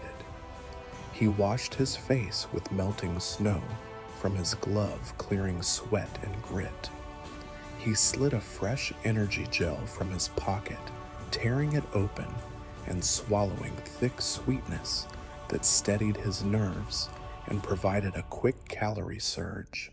He paused to acknowledge the choice he had made. Route A might have felt safer, but would have exposed him to sharp terrain and less margin for error. By braving the ice field's center, he had minimized exposure time to the cornice's potential wrath-trading route, stability for speed. The realization brought reluctant pride, his decision-making honed by hours of survival under the storm had saved him again. The sun tipped lower, and shadows lengthened. Ahead lay the final scree descent toward forest edge, a disordered mix of boulders and scree that would be easier than ice, but still required caution, especially with a wounded knee. He pressed the radio's button, voice low. Team A here. Icefall cleared. No further aid needed. Proceed to meet at Valley Edge. The reply buzzed affirmation, and he tucked the radio back. He tested his knee's movement with a slow bend and rise, then took a small step forward. The pain was manageable, an echo rather than a roar. He flexed ankle and hip, ensuring no hidden damage. Then he gathered his poles and rose, fully resting a moment on the slab's shaded side. The forest's edge beckoned from below a dark ribbon of pines that promised softer ground and eventual warmth. Marcus exhaled, wiping a hand across his brow. He shouldered his pack and planted his poles for momentum. With each deliberate step away from the icefall's ghost, he felt the shift from crisis back to progress. The mountain's medieval challenge had struck and nearly wounded him severely, yet he had prevailed. The cut on his knee throbbed, but it was a testament to survival, not defeat. He stepped off the granite slab and onto the waiting scree field. Each rock crunched under his spikes, providing firmer purchase than ice. As he moved toward tree's embrace, he glanced back. The shattered stair of ice and stone stood silent, its cornice scarred but intact above. Marcus smiled a brief curve of triumph and pressed on toward retreat, each step an affirmation of resilience forged on the icefall's edge. Snowmelt trickled in rivulets down the scree slope, collecting in tiny rivulets that cut pathways between stones. Beyond lay the final barrier, a narrow granite ledge jutting 8 meters from the rock face, its surface glazed in a thin, translucent veneer of ice. The ledge was barely half a meter wide, with a vertical drop of 30 meters on the outer edge and a sloping incline toward the headwall on the inner side. One misstep on that ice-coated spine would send Marcus plunging into the abyss. He paused where scree met solid granite bracing poles against his hips. His left knee throbbed as he flexed it, testing stability. The cut now wrapped in a fresh bandage stung at each bend, but held tight. He took a slow, measured breath, letting the forest's distant birdsong replace the ridge's roar in his mind. This was the moment he had both dreaded and prepared for one deliberate crossing. Everything else, storm icefall rationing, had led here. Marcus removed his pack, setting it on a flat shelf below the ledge's entrance. His harness tether remained clipped to a fixed piton in the scree field. He would use it for the traverse. He routed the terminal carabiner into the piton, then clipped the other end to his harness's daisy chain for safety. The tether would arrest any slip, though it might not spare him from impact against rocks below. He fitted his crampon-clad boots at the edge of the ledge, teetering on a slick seam of granite. His trekking poles, now reduced to a single pole for each hand, were positioned at shoulder width. He tested the outer edge with a pole tip. It skittered once, then held on second press ice, anchored to tiny crystal fissures. He exhaled, tucking that small reassurance away. The first step was the riskiest, sliding his right foot forward onto the thin ribbon of ice. Heel first, then steady roll onto the toe. The spike bit through the glaze, cracking the ice in a spider web, but held. He shifted his weight carefully, poles splayed for balance, then brought his left foot alongside the right, pinning it against the stone to test firmness. No slip. His heart thundered as he pressed forward. Step by step, he edged along the ledge. Each centimeter counted. His right hand gripped the pole muscles coiled. His left probed the rock face's micro edges, where ridges of ice clung in grooves. He used those ridges like handholds' fingertips, pressing into cold, jagged lines. The forest below looked impossibly distant, a swelling green tapestry beyond the knife's edge. Halfway across, a rogue gust swept down the slope. Ice crystals spritzed his goggles, and the wind tugged at his layers. Marcus froze in place, chest tight, as the gust slapped at his body. The tether at his waist sang with tension, reminding him that a slip here would be violent. He waited 2 heartbeats, letting the gust pass. Snow whispered around him, but the ledge remained calm once the wind stilled. He pressed on shortening steps to minimize exposure. A stub of granite protruded from the inner wall, just enough for a foothold out of the ledge's narrow band. He shifted his weight inward, placing his left boot on the stub, then pivoted his right foot forward another pace. The tether hung taut, but not choking a safety leash against disaster. With 3 meters to go, a section of ice cracked beneath his left crampon. He felt the ledge flex imperceptibly under load. The crack sang like a brittle musical note, ominous and urgent. Marcus halted, repositioning his left foot on a flatter patch of ice-free granite. He probed the area with his pole, clearing loose snow until he found grip. Then he resumed heart-drumming defense against panic. The final 2 meters lay ahead narrower still. He leaned his torso toward the wall poles, aimed backward for counterbalance. His breath slowed each exhalation, a steadying force. He drove the right pole into a shallow seam for stability, then slid his right foot forward. The toe spike caught solid rock beneath a thin film of ice. He brought his left foot forward in one swift motion, trading his center of gravity smoothly so the tether never caught. He stood at the ledge's end, arms wide, eyes fixed on the open rock beyond. The drop behind him yawned like a living thing.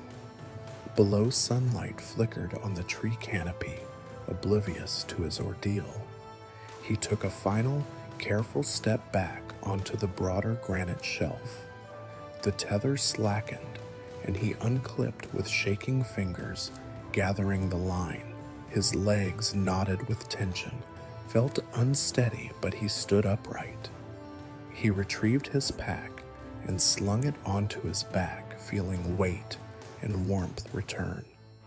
The crossing had tested every skill he possessed: balance, focus, nerve. He placed his poles on his shoulders burning with relief. Marcus turned back, once closing his eyes, to imprint the ledge's terrifying beauty, the ice's crystalline glaze, the granite's cold solidity, the wind's whisper. Then he faced forward toward the forest and the path home. Each nerve sang with triumph and exhaustion. He bent to clip his harness back to the belt loop, gathering his confidence like a talisman. He exhaled, unclenched his jaw, and stepped away from the cliff's lip. Behind him, the ledge remained an icy testament to razor-thin margins between life and death. Ahead lay softer ground and the promise of warmth, He pressed on boots crunching in snow, heart steady with the knowledge that he had crossed the final barrier on his own terms. Sunlight at last seeped through ragged holes in the storm-shredded clouds, painting the ridge's spine in soft golden strokes. Marcus paused atop a low outcrop helmet, off letting the pale light warm his chilled scalp. The dawn's promise was more than an illusion. It was a tangible change in the world, one he had fought to reach. Below the trees glowed in muted green, and the valley's contours emerged from winter's grayscale. Ahead lay the final approach, a tapering shelf of rock leading down toward warmer air and the rescue rendezvous. He shouldered his pack with deliberate care, easing the weight across both shoulders to prevent strain on his wounded knee. The last barrier behind him, the narrow ledge, had fallen to methodical steps and unwavering focus. Now the path sloped gently down, dappled with patches of crusted snow and streaks of clear granite. Each footfall echoed the sunrise's whisper. This was safety. This was homeward. Marcus felt the wind shift from gale-driven peril to a soft morning exhale. He raised a gloved hand and felt the breeze carry a hint of warmth and moisture rather than frozen shards. He flexed his fingers, marveling at the tingling sensation that returned after days of numbness. The ridge's edge now looked less like an unforgiving blade and more like a threshold between challenge and comfort. He planted his poles and began the descent. The slope, once a treacherous gauntlet under whiteout, was now familiar terrain.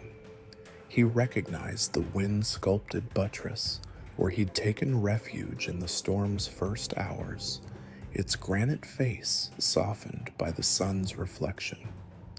A few paces below the alcove, where he had first carved out shelter, yawned like a cave, now lit by dawn and devoid of spindrift. Marcus allowed himself a brief nod of gratitude. To each landmark, each step, a callback to survival's key moments. As he traversed his thoughts, drifted to the memories that had fueled his journey, his sister's wedding, his parents' campsite, the laughter and warmth of home. They had been beacons in darkness, and now dawn's light carried their messages further. He tapped his chest where the beacon lay dormant, but warmed by body heat, and he allowed himself a small smile. Technology had faltered, but his resolve had not. Midway down the slope, the snow thinned completely, revealing irregular granite slabs etched with freeze-thaw cracks. He lifted a gloved hand and touched the stone's rough surface, feeling warmth that radiated from the earth itself. The mountain's hostility had softened into a gentle mentor, its raw beauty laid bare by the storm's passing.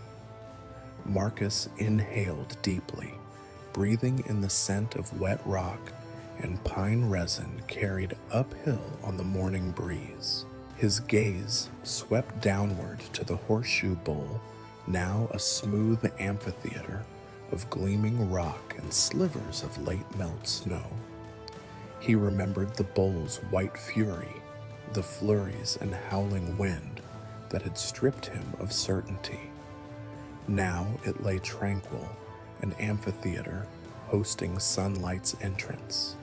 He followed a faint animal track, likely deer or marmot, etched across the rock, a reminder that life persisted beyond human trials. Continuing, he reached the boulder field where he had planted pythons on the ridge's return. Boulders the size of small cars punctuated the slope moss and lichen painting them in mottled patterns. Sunlight pooled in the crevices, melting residual frost. Marcus picked his way down poles, tapping rock crampon spikes, gripping edges with satisfying scrapes. The cut on his knee had stiffened overnight, but now felt loosened by warmth and movement. He gauged his pace to minimize shock to the joint, allowing the hill's gentle gradient to carry him toward forest edge. Birdsong swelled in the valley below, a chorus of warblers and sparrows greeting the new day. Their brightness contrasted with his recent nights of vigil and struggle. Marcus paused at a vista point where a narrow ledge offered a panoramic view. He crouched, unpacked his map, and traced the remaining descent route.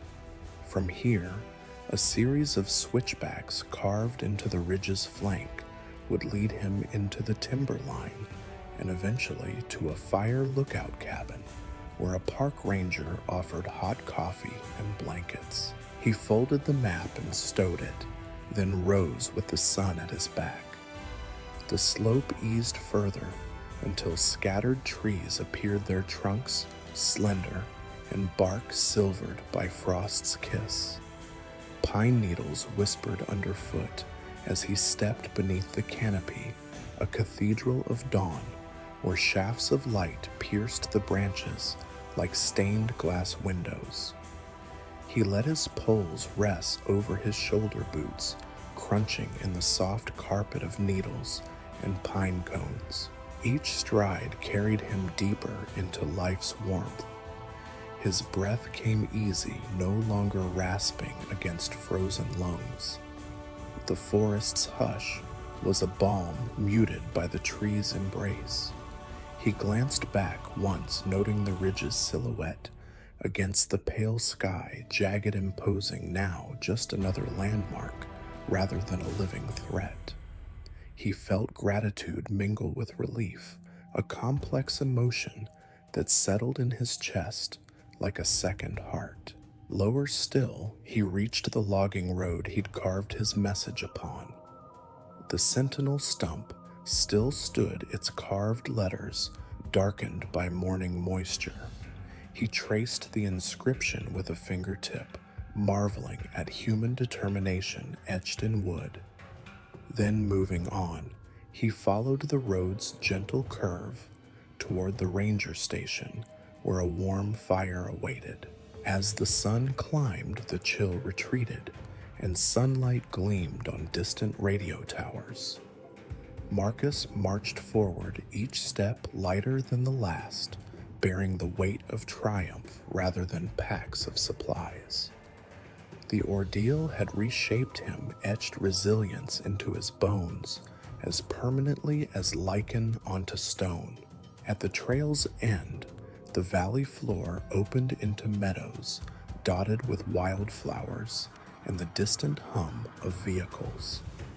He paused for a final breath of crisp morning air, letting the warmth fill lungs and spirit. Then, with purpose, lightened by hope, he strode into the valley, guided by dawn's promise and the knowledge that he had survived and thrived under winter's worst. Marcus hunched beneath the canopy's edge, the rescue team's bright jackets a stark contrast to the forest's muted greens. The two medics, Victor and Lena, moved toward him with measured urgency, their radios crackling updates. Victor knelt beside Marcus and gently unbuckled his harness while Lena checked the wound on his knee.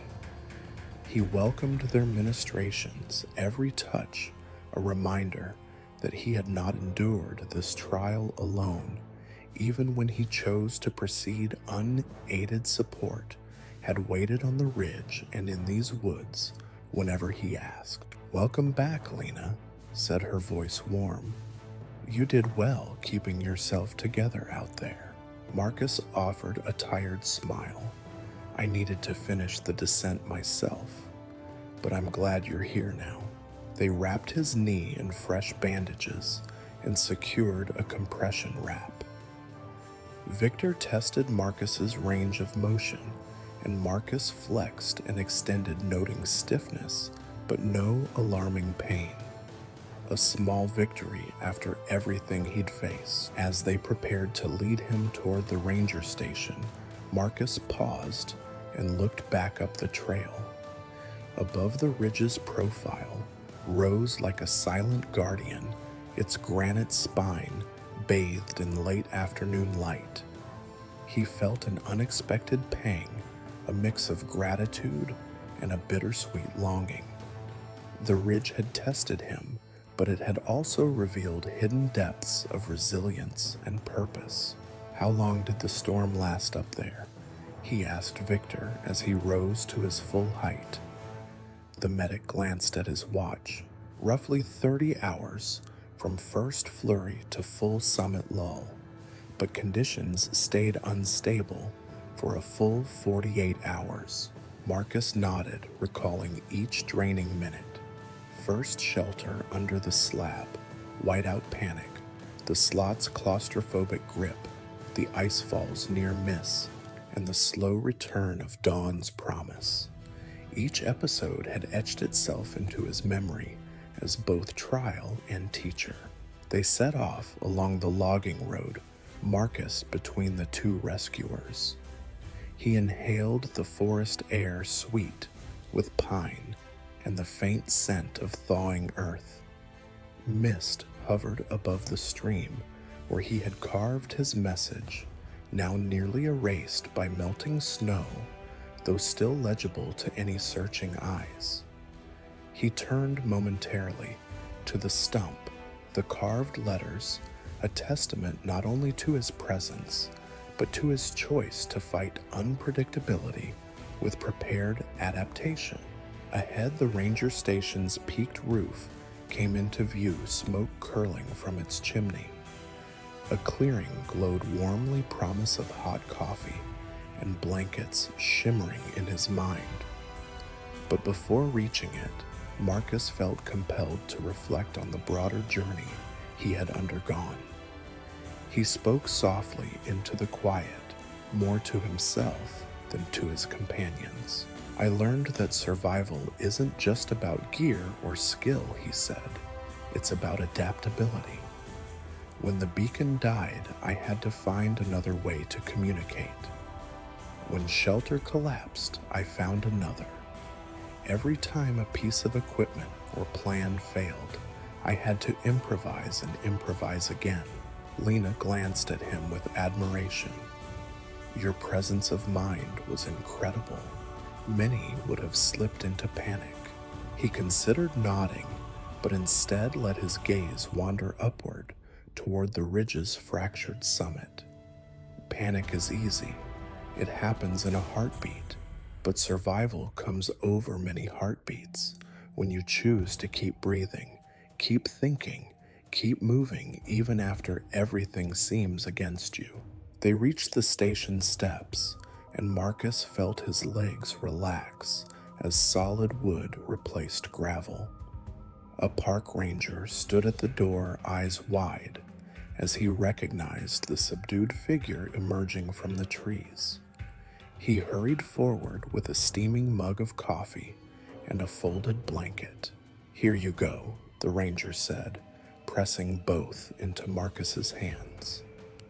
The coffee's steam curled in the cool air, and Marcus lifted the mug to his lips, feeling warmth flood his chest. He closed his eyes to savor the moment, the first truly warm sensation across his limbs in days. Thank you, he murmured. He draped the blanket around his shoulders, its weight a comforting anchor. Victor placed an encouraging hand on his back. You earned this, he said. You'll have stories to tell for a lifetime. Marcus tilted his head back, studying the sky where lingering wisps of cloud drifted eastward, no longer a threat, but part of the mountain's living tapestry. He turned to Victor and Lena, then to the ranger. I won't forget this ridge or this storm, he said. It taught me that preparation is vital, but so is humility. You can't control the mountain, only respect it, and respect your own limits. The ranger nodded, ushering them inside. Marcus paused at the doorway, looking back one last time at the rising ridge behind the station. He saw not only danger, but beauty, the way light caught on ice-flecked crevices, the subtle hues of exposed granite, the narrow ledge that had felt like an abyss, yet now held the dawn's promise in memory. He exhaled slowly, a ritual to release the tension coiled in every muscle. The station's door swung shut behind him, and warmth and light embraced him like old friends. In that moment, Marcus understood that the ridge's final lesson was not merely to survive, but to carry the mountain's stories forward with humility, gratitude, and the knowledge that true strength lies in adaptability and the human spirit's capacity to rise after every fall. As he settled into a chair by the fireplace, coffee in hand, he allowed himself to feel weariness at last, an honest exhaustion that flowed through his limbs like molten stone. Yet beneath it sparkled the ember of triumph, glowing brighter than any beacon. The ridge lay behind him, its secrets shared and its challenges met. And though the ridge would stand long after his footprints faded, his journey would remain a quiet testament that even in the face of winter's worst, a determined heart and a willing mind can sculpt survival from the mountain's unyielding granite. A soft hush fell over the cabin as twilight draped the valley in violet shadows. In the flickering firelight, Marcus sipped his cooling coffee, the smoky warmth winding through his veins. Outside, snow whispered against the window pane, a gentle echo of the storm that had threatened to consume him. But here, cocooned in wool and wood, he felt an abiding peace. He reflected on the mountain's harsh lessons, the razor edge of that final ledge, the slot's claustrophobic safety, the beacon's silent failure, the icefall's deadly roar. Each test had demanded not just strength, but creativity forging shelter from tarp and rock-carving messages, in bark repurposing a radio when satellites went dark. He understood now that the greatest tool he wielded was his mind, capable of problem-solving when gear and instinct faltered. A whisper of fatigue tugged at his eyelids. He rose from the chair and draped the blanket across his shoulders, the fabric a gentle weight, grounding him in warmth.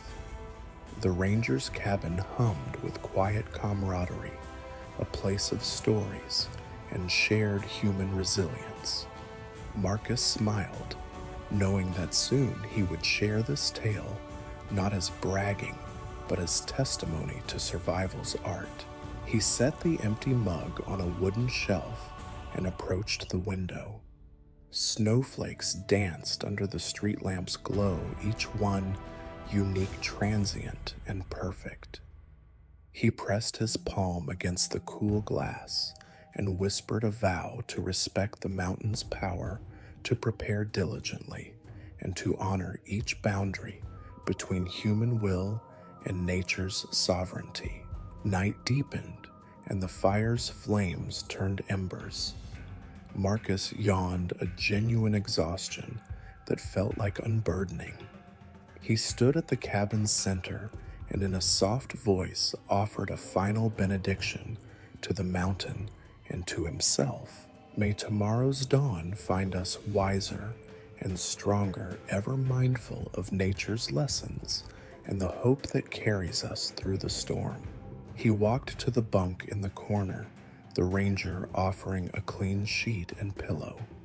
Marcus lay down the blanket, sliding around him like a protective tide. He closed his eyes, each inhale a farewell to peril, each exhale a greeting to rest. Outside, the mountain slept under a quilt of snow.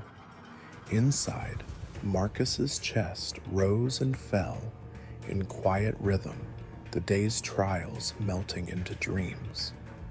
And in that gentle surrender, the mountain's final gift took shape, the calm after the storm, the clarity after chaos, and the promise that even the harshest challenges can yield lessons that light the path forward.